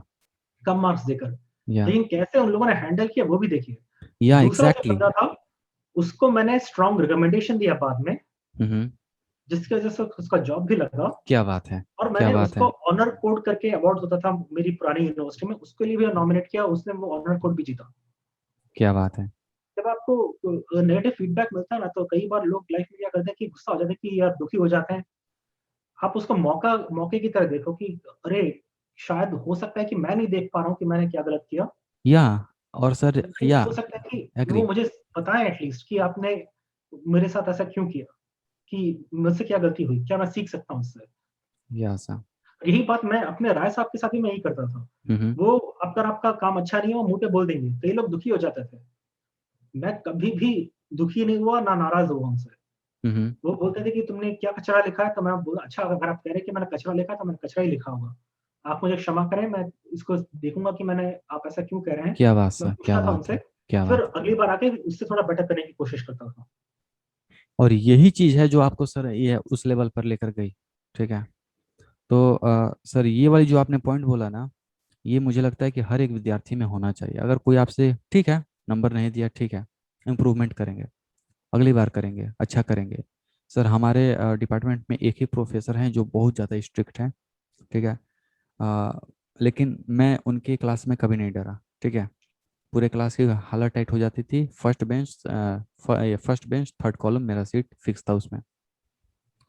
उसमें मैंने वहाँ पर सीखा। उन्होंने मुझे अपने ऑफिस में बुला करके एक दिन मेरा वो क्लास लिया। उसने बोला क्या लिखो, असाइनमेंट वो दिए थे। मैंने बोला कि मुझे जो आता है मैंने लिखा है। तो डायरेक्ट वो उनका जवाब ऐसे ही था, ऐसे ही लिखते हैं असाइनमेंट। मैंने बोला कि ठीक है सर। मैंने थोड़ा सा ऐसे ही लाइट में बोला कि ठीक है सर आप बता दीजिए। जैसे ही मैंने ये वर्ड बोला, उन्होंने बोला कि ठीक है चलो आओ। और मतलब कि एजुकेटेड हैं। ठीक है। उन्होंने बताया कि देखो यहाँ पर इसको ऐसे ऐसे लिखाते हैं, सबसे पहले इसको सेक्शन में ऐसे तुम डिवाइड करके धीरे धीरे स्टेप। वहाँ पर जब मैंने लर्निंग वो किया, पूरे क्लास का असाइनमेंट नहीं बना था, सिर्फ मेरा असाइनमेंट बना था नेक्स्ट क्लास में। परफेक्ट। तो वहाँ पे मुझे समझ में आ गया था कि कष्ट, जो कष्ट होता है, कष्ट के पहले जो आपने एफर्ट लगा दिया, अगर उससे आप चीज़ को पार कर जाते हो तो वही कष्ट आपके कॉन्फिडेंस में बदल के आपको लर्निंग देकर चली जाती है। या बहुत सही बात है। या सो सर अब बताइए, बात करके आपसे सर बहुत अच्छा लगा। ठीक है। और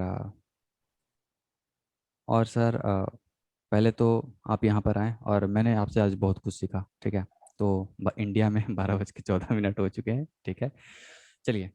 तो सर जाते जाते एक लाइन फॉर इंडियन स्टूडेंट के लिए आप बोलना चाहते हैं सर, 1 से 2 लाइन। अ, द इन्हीं बातों में से जो 2 बातें निकली मैं वही बोल दूँगा। हम्म। एक काम करना, वाक शुद्धि, जो वाक आपके शुद्धि। या।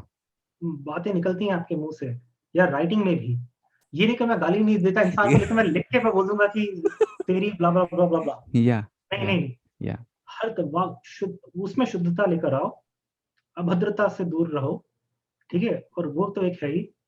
और दूसरा ये है कि आपके साथ जो भी हो जाए, आपके साथ क्या हो रहा है उससे ज़्यादा इम्पोर्टेंट है आपकी वजह से क्या हो रहा है। अब यस, आपकी वजह से क्या हो रहा है, बिल्कुल सही। अगर आपकी वजह से किसी का नुकसान हो रहा है, तो किसी का बुरा कर रहे हो तो गलत बात है। या ठीक है? एग्री, तो सहमत बाद सर। में आपको झेलना पड़ जाएगा। या। और वो फिर कर्म कलवा है, दुनिया का हर इंसान कब जरूरत पड़ जाए आपको पता ही नहीं चले चलेगा। ठीक है। वो ऑटोमेटिक आपको आता रहता है सारी चीज़ें। तो सर टाइम ज़्यादा हो चुका है। ठीक है। और 12:16 AM हो चुके हैं इंडिया में। ठीक है। तो सर जाते जाते मैं यही बोलूँगा, कभी भी इंडिया में आना हो हमेशा याद रखिएगा, आपका एक स्टूडेंट है, विद्यार्थी, आप सर जो भी समझते हैं अपने हिसाब से कांटेक्ट करिएगा। मैंने सर मेरा व्हाट्सएप नंबर और प्राइवेट नंबर मैंने दोनों नंबर दे कर रखा है। कभी भी बेहिचक हमेशा अगर कोई भी सर दिक्कत आती है तो ऐसा मत समझिएगा कि मैं आपकी मदद नहीं कर पाऊंगा। मैं जितना सक्षम होऊंगा सर मैं उतनी आपकी मदद कर दूंगा, खासकर इंडिया में। ठीक है, इंडिया में किसी भी प्रांत में, गुजरात में आते हैं, कहीं पर भी, ठीक है, मैं वहाँ पर अवेलेबल हो जाऊंगा विद इन 48 आवर्स में, राइट। सो ये रिचेबिलिटी मैंने बना करके रखा हुआ है। तो सर ये मैं आपको दे रहा हूँ, कभी भी कोई भी सर दिक्कत होगी आप कॉल कर सकते हैं या फिर आप मैसेज भी कर देंगे तो मैं वहाँ पे रिप्लाई कर दूंगा। ठीक है, आपसे सर बात करके मुझे काफ़ी अच्छा लगा, बहुत कुछ सीखने को मिला। और ये मोमेंट लाइफ में फिर दोबारा नहीं आएगा। ठीक है, तो यही बोलूँगा कि आपने मुझे समय दिया sir, thank you so much. और आप यहाँ पर आए, हमने बात करा, जीवन में कुछ वैल्यू ऐड हुआ, और आपके वीडियो से आगे भी मैं देख करके सीखता रहूँगा, राइट। सो जाते जाते अब हम लोग बाय बाय कर देते हैं, टाटा कर देते हैं। और सर 2 मिनट रुकिएगा, मैं रिकॉर्डिंग जो है वो ऑफ कर दे रहा हूँ। सो आज हमने चैतन्य सर से जो भी चीज़ सीखा, कोशिश करेंगे उसे लाइफ में इम्प्लीमेंट करने के। अगर एक सप्ताह में इम्प्लीमेंट नहीं होता है तो फिर से दूसरे सप्ताह में रूटीन बना करके फिर हम इम्प्लीमेंट करने की कोशिश करेंगे, और चीज़ों को देखेंगे कि कहाँ कहाँ तक हमें, what is working for you guys, right. आपके लाइफ के लिए कौन सा ऐसा चीज़ है जो वर्क कर रहा है इस पॉडकास्ट के तहत, क्योंकि मेरा उद्देश्य यही है आपके जीवन में वैल्यू ऐड करना, राइट। तो इतना बात हो गई। तो आप लोगों ने मुझे समय दिया, और जितना भी वीडियो है, सर का चैनल है, डिस्क्रिप्शन है, वो सारी चीज़ें आपको डिस्क्रिप्शन में मिल जाएगा। आप वहाँ से आप जा करके सर के चैनल को भी आप देख सकते हो, और कमेंट अगर है तो आप लोग कमेंट कर सकते हो। तो आप लोगों ने मुझे इतना समय दिया, धैर्यपूर्वक सुना, सर को भी सुना, और जाते जाते God bless India. And sir आपका। थैंक यू सो मच, बहुत बहुत धन्यवाद आपका। Okay okay, thank you so much, thank you so much everyone, thank you.